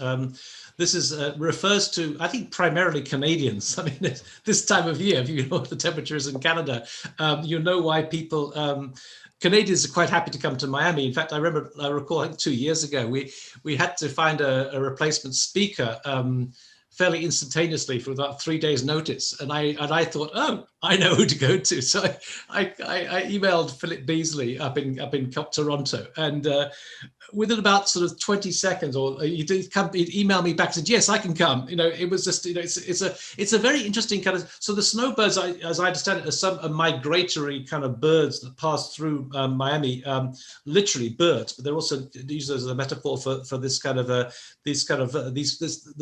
Canadians and others who touched down. And I think it's probably worth saying also that that Miami is a kind of like a kind of hub for South American airlines and also for American airlines from Latin America. And often, if you fly from Europe, you might change planes in Miami. So it becomes this. It's a kind of hub, and I think some of the birds you get there are just exotic and weird. I mean, it's amazing. And they're passing through, migrating over the years. So somehow the snowbird is a really interesting emblem for Miami. No, and to that point, there's a series of professional protective rules for the state of Florida because of that. So for professionals who work in New York and want to continue to work there, there's actually a residency requirement that you have to spend at least 51% of your time in the state to call yourself a professional there because of that exact problem. Also for tax reasons, we don't have a state income tax. Also a great reason why people will come here for the better part of the year so that they can avoid state. But again, they have to do at least, greater than 1/2 of the year of residency to claim full-time residency here. But that's exactly a symptom of what you're describing. Although Trump and Palm Beach is not allowed to stay there very long. Sometimes it just works out just beautifully, and you just can't believe it. So poetry. There's still poetry in the world. But he moved. Yeah, he changed his residency. So we'll see what happens with that. I would say also there's something worth discussing maybe in a future talk about this idea of the economics of the place. Art Basel, which seems to be this huge cultural event, it's really it's a for sale market, and it's so vibrant because the galleries move so many paintings and really make most of their money at that time. So what's seen as the kind of culture event, it's really an economic event, and Miami really straddles that line in a weird way. Yeah, I think the architecture of Art Basel is also kind of interesting because a lot of the things are just simply temporary structures that are put there for a bit like Christo, right? Briefly, and that's exotic. And these people fly in for it, and it's a very interesting kind of event from a kind of anthropological point of view. Just seeing these rich patrons appearing and different tribes. Yeah, Art Basel is also kind of fascinating. It's funny you bring that because I was thinking about that as the start, as opposed to 1983 because of it. Because again, you can't underestimate that the power of that vehicle, culturally and internationally. But I do think the Christo. I would argue that the Christo would be the sort of the moment when people thought, oh, maybe this is where we could sort of create this new art center. Not again, the sort of unintended consequences of that thing. You can draft any history you want, but I did think of Art Basel as maybe that moment. But through 1 to 3 other sort of dates and when people were here, it didn't quite work. But I would say that was a critical moment too. Yeah, just again to mention a bit, we will be talking about Art Basel. We have a session on Art Basel.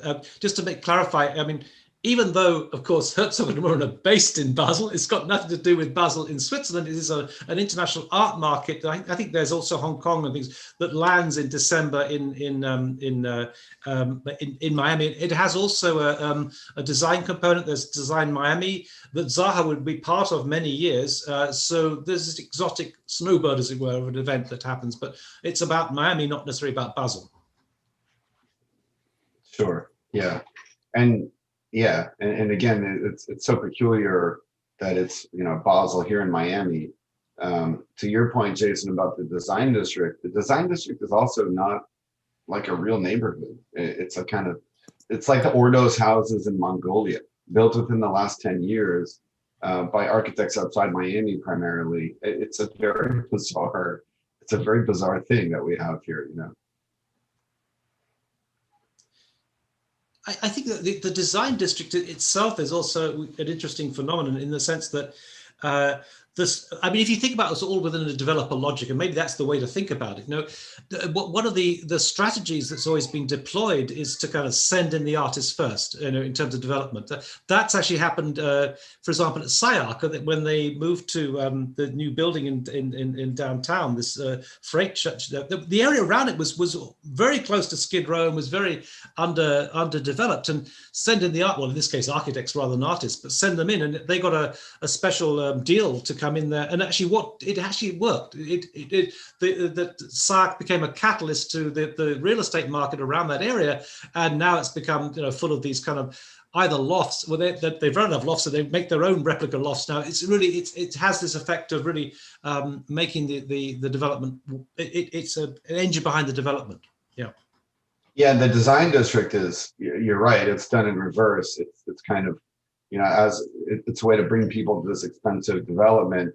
Wynwood, on the other hand, was done like that. Wynwood, the artists came in and, there was a developer who's smart about having an anchor tenant, this diner called Joey's. And then the Wynwood walls with, you know, graffiti on all the walls, and the entire neighborhood became known as an arts district. And now it's like, you know, one of the coolest neighborhoods you could live in, I guess. You're right. Those two things are done in opposite orders. And of course, we're part of it. We've been, FIU School of Architecture is about to set up base. In a way, also a real estate deal, as it were. Jason, do you want to say something about that? Or? No, I left out a lot, but Wynwood again would be the most contemporary moment in terms of that story, and I would, and I'm actually doing a project there, and it's the acceleration of the development. Sort of if Basel was 40 years and Christo in the art world, Wynwood's 10, you know, maybe 10, right? And it's going from, you know, here is again the graffiti, a kind of urban art that is latent in this area. We're gonna, you know, crank it up, put some money in there, you know, make it, celebrate it, and then we're gonna develop it. And that, I mean, has happened so fast. I mean, it's an enormous construction site right now, and you know, you're getting these vacant parcels where, you know, all these, you know, warehouses have been raised, and they're building, you know, 20-story towers, you know, off this entire, again, branded moments, you know, that they, you know, every building's got to have a little, you know, sort of graffiti art on it, and then boom, you're okay, build whatever you want. I think maybe one could argue cynically, I think it's sort of the speed of that the clock of that development, I'd say might be cautionary, but it's got some interesting, it's reconsidering a lot of the sort of zoning of Miami, which is, I guess, a whole nother story, which is, again, that's going to tug and pull with the developer will, and managing growth so that, you know, which I would say that this one actually is looking, to your point about affordability, is looking at, you know, workforce housing that could, you know, actually be used by the locals, as opposed to, I mean, one other thing about the sort of branded skyscraper is that they are empty buildings, right? I'm sure there's a few people there, but this is, you know, the condition of parking money in Miami, because it's relatively safe. It's safer than Venezuela or another country in sort of peril. So, you know, you could make the argument that these architects that are doing these amazing towers are certainly building housing, but housing of a kind that would certainly not address societal's needs in any real way. So there is that kind of, I think you're right to make that point about the whole context that we're talking about, which, again, you know, there's the kind of cynicism about a lot of that work, because it isn't for the place. So they're empty. I mean, I understood that, but there is I don't know the story actually, but that a lot of the development of Miami was through cocaine money, shall we say? It's kind of like, yes, came in. It was, yeah. That was in the 80s, and now it's flight capital from, yeah, Venezuela, Latin America, and yeah, if you can park your money in Miami, you're doing well.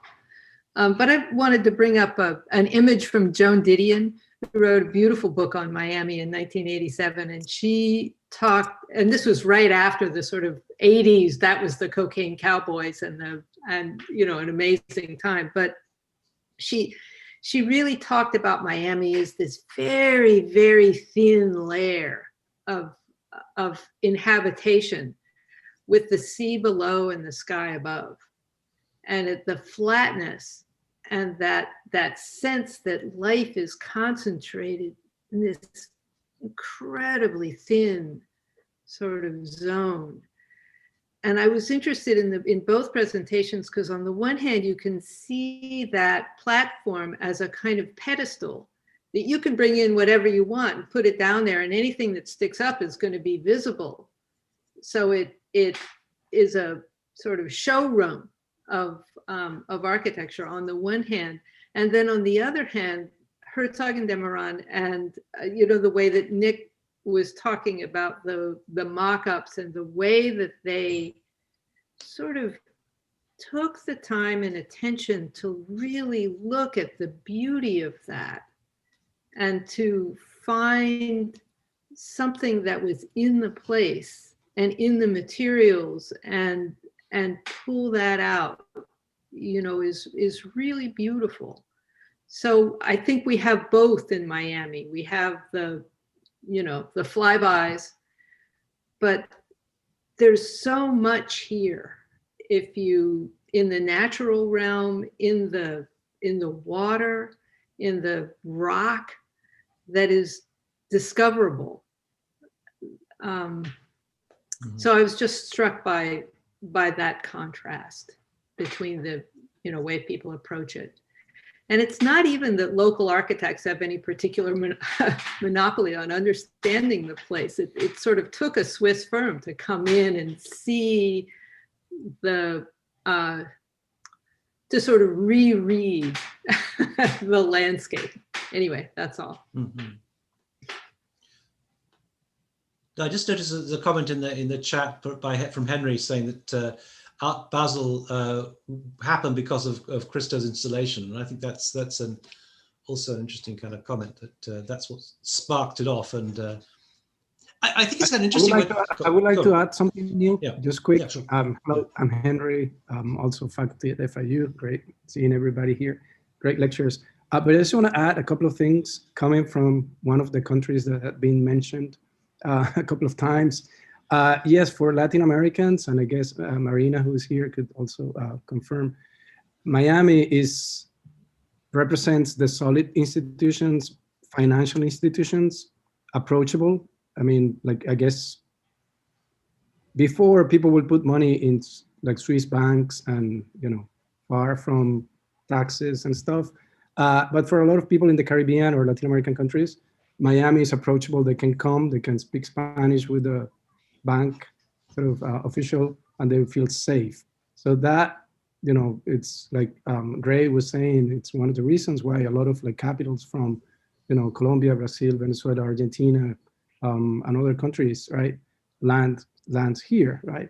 But I also want to say that there is the night club culture, the parties and the night scene in Miami Beach that is very attractive for a lot of people, like during Art Basel days. Like, I don't know if Claudia or in the sort of last week's presentation, they talk about it, but Zaha Hadid was like always out every night, you know, partying, going to places, working. Like, that's like, it has a you know, like a sort of attraction, because you go out one night and you find NBA players, celebrities, you know, singers, musicians, and architects and developers. And it's all like a fauna of these people that, you know, bring something to Miami also in times when it's freezing cold in other countries, in other sort of latitudes. One thing that to me was interesting moving to Miami is, for Venezuelans, the high season of Miami is the summer, because that's when there are vacations. And when I moved here, high season is in the winter, or like, you know, it's more familiar. And I was like, what's the reason? And it's like understanding this sort of the snowbirds, like people coming from the north, not from the Caribbean. And that sort of changed my perception of the city big time. Understanding the sort of the quality of the weather, this sort of period of the year, as opposed to the summer. Like, for anyone coming from the Caribbean, the extreme heat and humidity, it's fine. It's just, it's just like normal, right? So, so yeah, I just want to add a couple of the sort of the superficial sort of condition of the city in terms of the branding and the sort of the show off, you know, bodies and beauty and money and power, but also the sort of the connection with the sort of solid institutions, not only financial, but also agencies like the World Bank, like, you know, like a lot of like those institutions that work sort of intensely in Latin America are based here. And, you know, it's close proximity. The same as you were saying about how easy it is to reach to Miami, like to land here. It's, you know, from Europe, it's the same from Latin America, right? So, you know, in that sense, geographically is perfect. I mean, the other comment was I've seen increasingly of Chinese tourists arriving in Miami, and I guess it's well, given the fact that one of the big holidays in the Chinese year is just coming up now. You know, in February, there's a big festival happening. There are two holidays in the year, one in October and one in the spring. And if you've ever been in Beijing, I mean, right now in Beijing, it's well below zero in terms of centigrade. I mean, it's freezing. So we might see, although of course China is like 12 hours or 13 hours different, but I suspect that we're going to see many more Chinese tourists coming to Miami because it is completely otherworldly. And yeah. I don't know whether Wan Yu wanted to say anything because she was involved with OMA, and of course OMA's been here as well. But I don't want to put pressure on anyone. But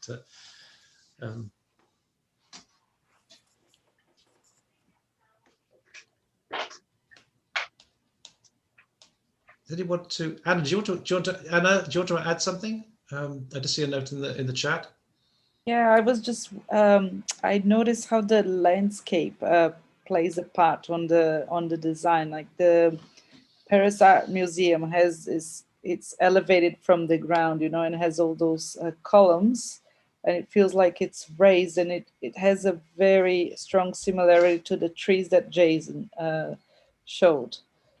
And then they are like the nature around the landscape and the vegetation, it integrates into the somehow, whether it's on the shape or whether it's part of the architecture itself. Yeah, when Christine presented it a couple years ago, she explicitly says that tree was a source of inspiration. I don't know if Nick, if you have an image, because they also have the columns, the sort of vertical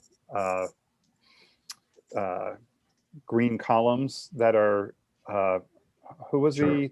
who Patrick LeBlanc.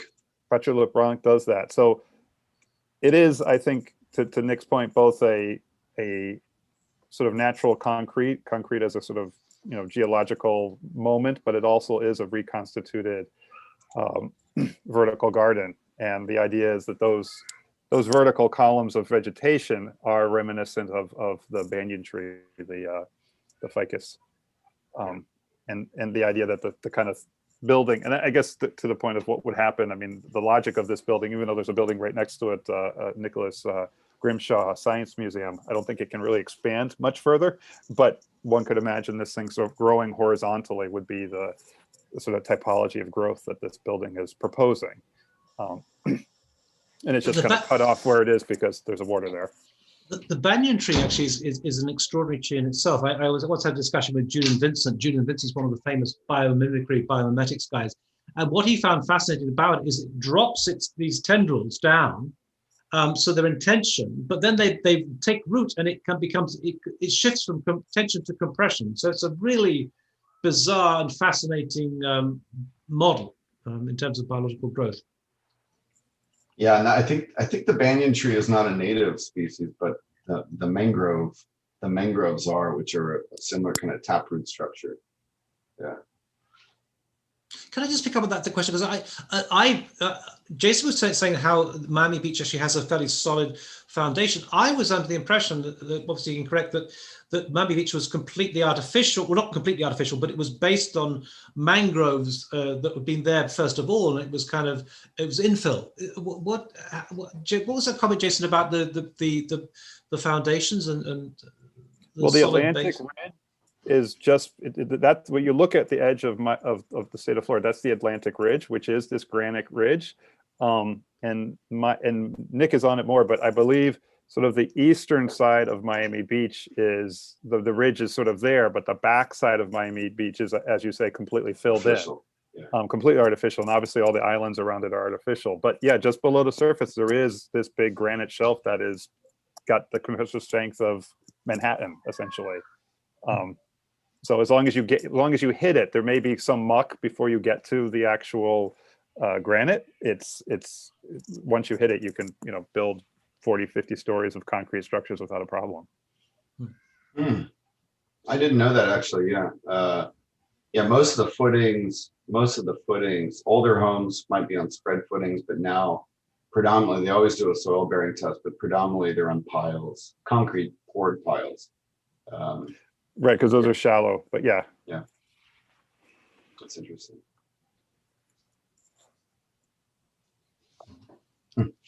So I don't know if we get any other questions coming in from from our team? Now's the chance to ask anything. Incidentally, I'll just say that I also serve on the planning board of Miami Beach, and the zoning, speaking about what we admire about, the Perez and Stiltville, was not really permissible for a single family house until recently. If you were to elevate your home above the ground, they wanted you to fill it in with earth so that was not really usable space below the house. And we've since changed a lot of the zoning so that you still have to go to a special public hearing. And a lot of neighbors don't want stilt homes in their neighborhoods for some reason. Preservationists don't want it. But now primarily through the example of Rene Gonzalez and a few other local architects, that's becoming more of a reality, which is a great model. Can I just pitch in a question here? That's to say, everyone's kind of investing in Miami. We're getting this kind of very futuristic, kind of ambitious kind of investment in the future. But with sea level rise, I mean, Miami's going to be underwater soon. How do you explain that paradox that people are willing to invest in Miami despite the fact that it has maybe a limited shelf life before oceans rise? I mean, already, I should say, maybe those who don't have been to Miami, there are moments where there's a king tide or something. I mean, where Miami Beach is awash, and residents typically keep Wellington boots in the trunk, the boot of their cars, literally, because there's always a risk of flooding. Yeah, I think, many people have talked about the vulnerability of Miami. And there's two. One is the natural vulnerability that you're talking about, that and I guess the sort of reaction to it is this idea of resilient urbanism, and Nick's point about either buildings getting lifted up, or the idea that the ground floor of a building is collapsible. The idea that if you have a storm surge, it goes through the building, and then after the storm washes away, you can kind of rebuild. But you wouldn't necessarily put all the sort of critical infrastructural components of a building, power, electrical vaults, on that first floor, and you would assume that it would kind of move through given the storm. And I would say that is heightened, and part of the culture of Miami, which I've discussed with many people about our vulnerabilities. The hurricanes, the habitual event of the hurricane for Miami has made it a town always on the edge of disaster, reconciling disaster. And given the sort of the odd sort of storyline of Miami as it relates to the pandemic is all the sort of modalities that people have been undergoing right now to deal with the pandemic. Miami has a kind of culture of having to, sort of get ready for this surge because of the hurricanes, because hospital needs to understand you're going from X amount of people to having a surge of people being evacuated. All that kind of stuff, oddly enough, made us prepared, I think, in an odd way for that. I mean, other things aside, at least a culture of dealing with a kind of natural disaster is embedded in Miami. The other one is this sort of vulnerability to because of it being a developer town, the swings and arrows of the economy. When the economy is great, there's a lot to build, and then when it doesn't, Miami's the first to kind of slide off, layoffs, all the kind of stuff, and the architecture, at least us and our students, feel that immediately the second something turns. And in Miami, you can sort of do a history of the boom and busts. And talk about people's careers relative to that, because you go from lots of work to no work to whether your office exists past that to and you also have firms going from 300 people down to 10. That's also a Miami story. So it's a kind of interesting psychology. I'm sure other towns have that, but certainly our hurricane season, we get ready every year, and knock on wood, we skate through and get nothing, but there's always something that happens there. And I would say even the sort of to Nick's comment about the fortified structure of Miami is tied to that thing. Our buildings are absurdly strong because of this reality, which is 150, 180 mile an hour winds whipping through your structure whenever that may happen. But oddly, the wind damage is important, and we had a couple of hurricanes before. We had a lot of damage on our skyscrapers, and the curtain walls were all tested to their engineered strength. But it actually is. It still remains. The flooding is probably the most damaging of the events tied to hurricanes. Though if you get the eye of a storm going through any area, very few things make it. So.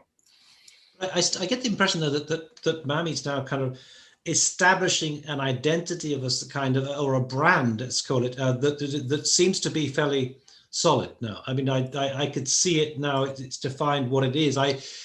Coming from LA, I kind of see it always in terms of kind of the little brother of LA, that it's kind of, many things are kind of similar in some ways, that slight otherworldliness of LA, where everyone speaks Spanish is the dominant language, and you get things like Gehry happening there. It's kind of a little bit like that, but at the same time, radically different. But at the same time, I think that Miami has got something which is now clearly identifiable, and I would have thought this got secured in terms of brand identity for the future. That's my impression. Well, this is the big irony, right? Sea level is going to take us out. And this idea from Didion, you know, that it's the city's a mirage, it's a temporary city, you know, you're pouring your money in. And Miami Beach made this incredible sort of gamble. They said, oh, you know, we need the tax base to raise our streets and to fight sea level rise. And so we need lots of development so that we can pay for all of this. How does this end?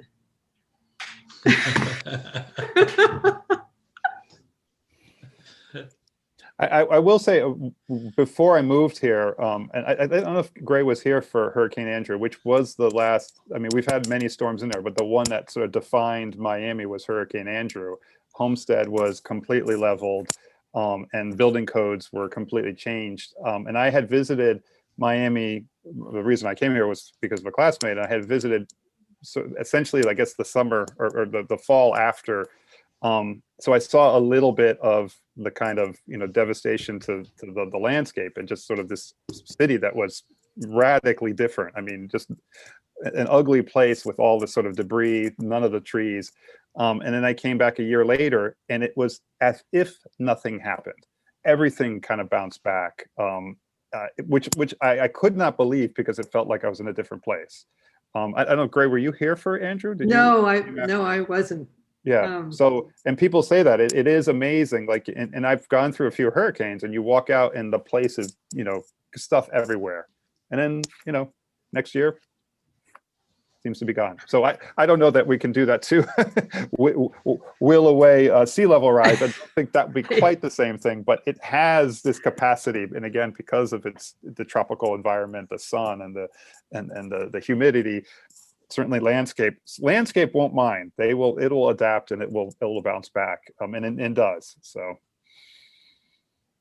yeah, I mean, my sort of fear, I suppose, is what happens when all the fancy people decide that Miami isn't cool anymore.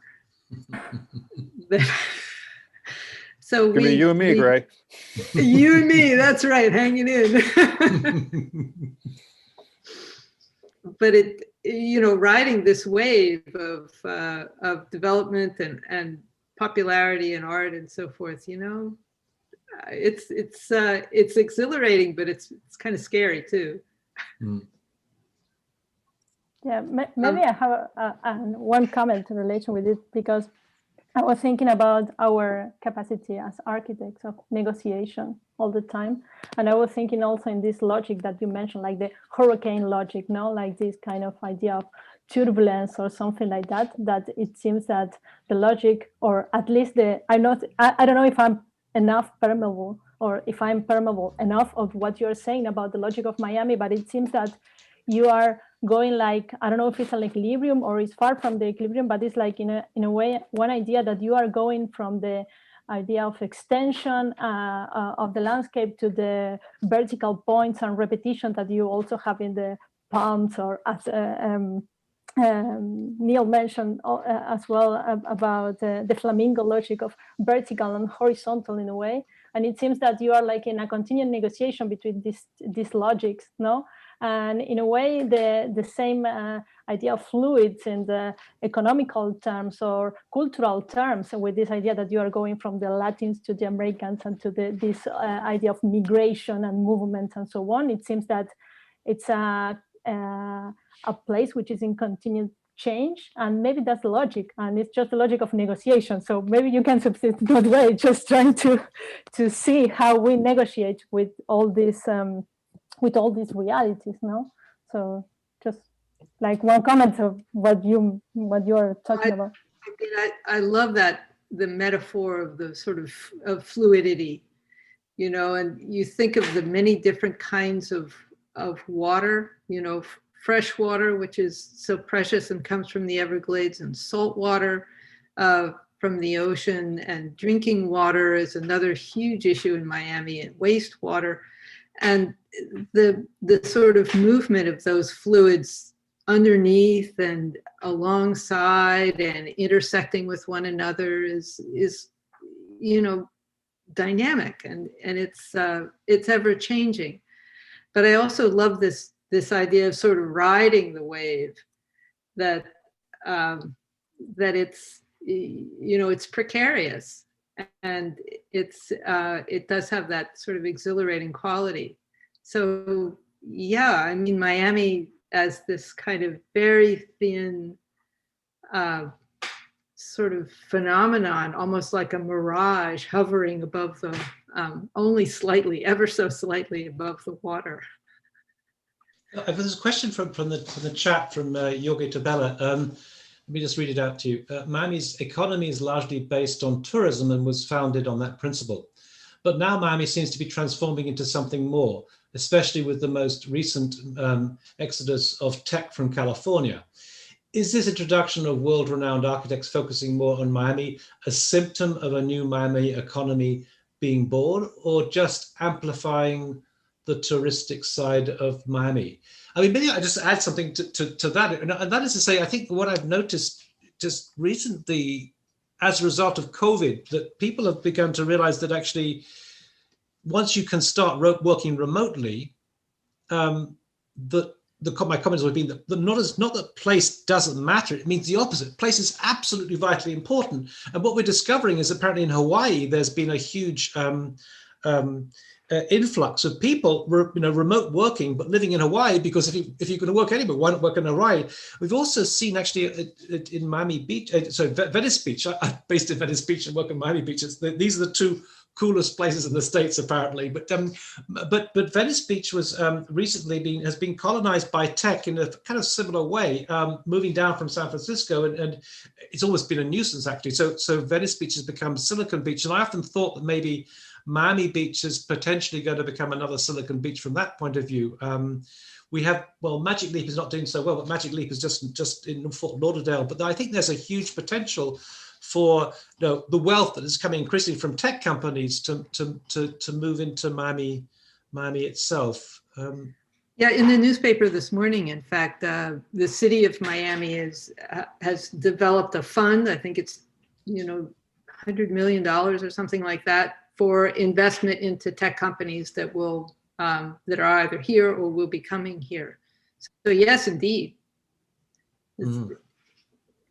And this idea, yes, this idea that once you have the freedom to move, yes, indeed, you can. Yeah, I get it, just a sort of crass term, but it was always referred to as a Chamber of Commerce day. So blue skies, 60s, nice breeze. You can hear the dollar bills just getting produced. So that's always been the kind of Miami credo that, it is, I mean, to your point, there's this kind of, it's for the sort of uber rich, there's a, migratory patterns, an odd connection between Miami and Aspen, Colorado. So if you're in that sort of milieu, that is, to your point, entirely about place, entirely about sort of phenomenology, about the tactile quality of the land, the air, the temperatures, all that kind of stuff. It is absolutely not virtual. It is profoundly real. And it's a bunch of people that are, clearly, going out of their way to get the sort of the best version of whatever they feel is ideal. But it is nothing abstract about that. And I've heard many times that Miami's winter, it rivals Colorado's summers. You can pick, which one is more spectacular. But they have become a pair, oddly enough. I don't know, oddly enough, but certainly that's there's a little pipeline there. Mm-hmm. Theodorus, do you want to? Yeah, go ahead. No, go ahead. No. It just brings it to the role of architecture in a virtual world. That because architecture is not virtual, that it has a particularly grounding effect, and is in fact, and that physicality of it is in fact enhanced by the virtual. Anyway, Theodorus. I think he's under the weather, so but I'll read out his comment. The choice of tech companies is curious. I think that maybe underestimating the impact of climate change. True. Although I do hope they provide a stimulus to technologies that can help mitigate its impacts. And let's not forget that some of these technologies do use up. I mean, I think the AI especially is guilty of this. And I once heard every single Google's search use up enough energy to boil a cup of tea, to make a cup of tea. I mean, so let's hope they do something.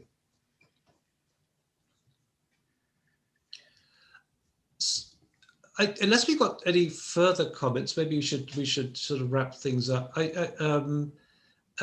What I want to say is actually this has been. I mean, we've had 2 sessions already. We've had Mar-a-Lago, which itself is extraordinary in many ways, and somehow kind of relates to this. I know it's in Palm Beach, it's further north, but still it's kind of related in some senses to things going on, and especially as some of the Trump family are moving into Miami itself. And then they're here, exactly. Last week, the session on Zaha, which I think actually set the scene perfectly for all this and also, but I think for the rest of the series, because I think what the idea behind this series, Miami, Do You Love Me? And just to say for those of you who don't realize, Miami is Italian for "you love me," so this is about this kind of picking up on this rather sort of exotic nature, shall we say. And of course, it's people like Gianni Versace who came to live in Miami. And there's a huge Italian community actually in Miami Beach, especially over the winter. But I think what this session did was really lay out some of the interesting kind of thematic issues that are going to inform things. The extraordinary nature of the biology. I mean, I think the banyan tree, the Everglades that were mentioned. I mean, this is something really sort of curious, and that there is. Part of that is what makes Miami so special is the ecology. And next week we'll be going to looking at Colin Ford from Coral Morphological coming, which I think will be a really special session because their work is spectacular. Colin Ford is a marine biologist, and he collaborates with artists with this practice called Coral Morphological, which is really, really extraordinary. It can only almost happen in Miami, but it's a very, very special thing. But it also kind of set the scene for the Everglades thing, which is a unique and very weird environment with some very weird creatures in there. And of course, we had the flamingos and things mentioned and so on. And I think this is kind of like what the course is trying to do is to try and draw out that very extraordinary and bizarre and exotic nature of something about Miami, certainly in terms of the kind of the imagination of many people from outside. That's what makes it such a special place. That's what brought Zaha in the first place to Miami. And also, I think what was interesting today was the whole sort of the emphasis on real estate, and because that is really part of it also, because one of the comments Zaha made is that she could just walk outside her building and bump into potential clients. And she did, of course. And that, we saw last week what the result of that was. So I think, hopefully there are a lot of sort of thematic issues here. And Stiltsville, I think Stiltsville is just absolutely extraordinary. And the cocaine cowboy thing as well. There are some, actually, the UK, I want to say, we love this idea of kind of pirates. It's kind of very romantic, that's what they are, they're pirates. But we have, Gilbert and Sullivan made an opera about pirates of Penzance.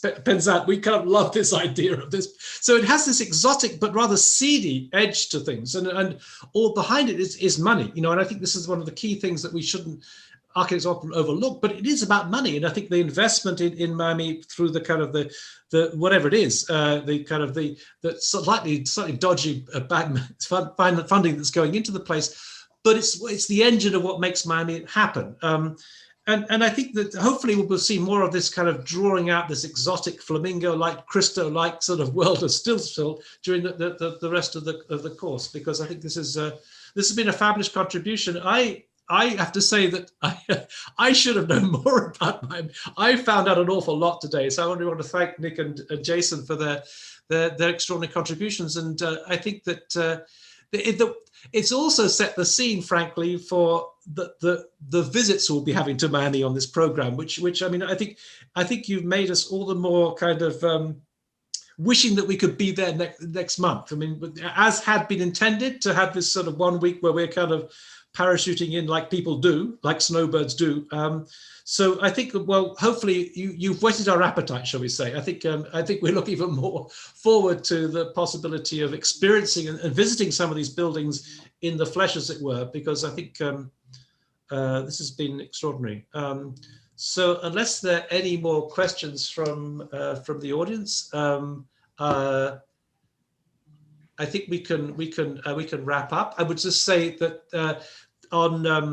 to follow up from this, we have on Sunday there's a session on the AI, the history and future of AI is going to be the session that I'm going to be hosting, shall we say, on Sunday. And next week for this Friday session, we have, as I mentioned, Colin Ford coming in and talking about choral morphologic.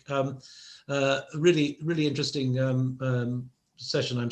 I know, because I've engaged with him, and also Eric Goldenberg. We're talking a little bit about his involvement and collaboration with Colin Ford and choral morphologic. And I think that it's going to be that itself. I think it's emblematic of everything because of the extraordinary rich. What goes beyond underneath in the water is quite amazing, but it's also symptomatic of some of the issues that we face, climate change, global warming, the corals being bleached and so on. I know that Anna, who's in Australia right now, is certainly, that's one of the concerns, I think, in the Great Barrier Reef about the destruction of coral around the world. So I invite you all to come back next week to, I think, what will be a very interesting session with Colin Ford. So thank you once again, Jason and Nick. That was fabulous. Thank you so much. Thank you. Thank a you. Pleasure to do it. Nice to talk to everyone. Thank you. Thank you, everyone.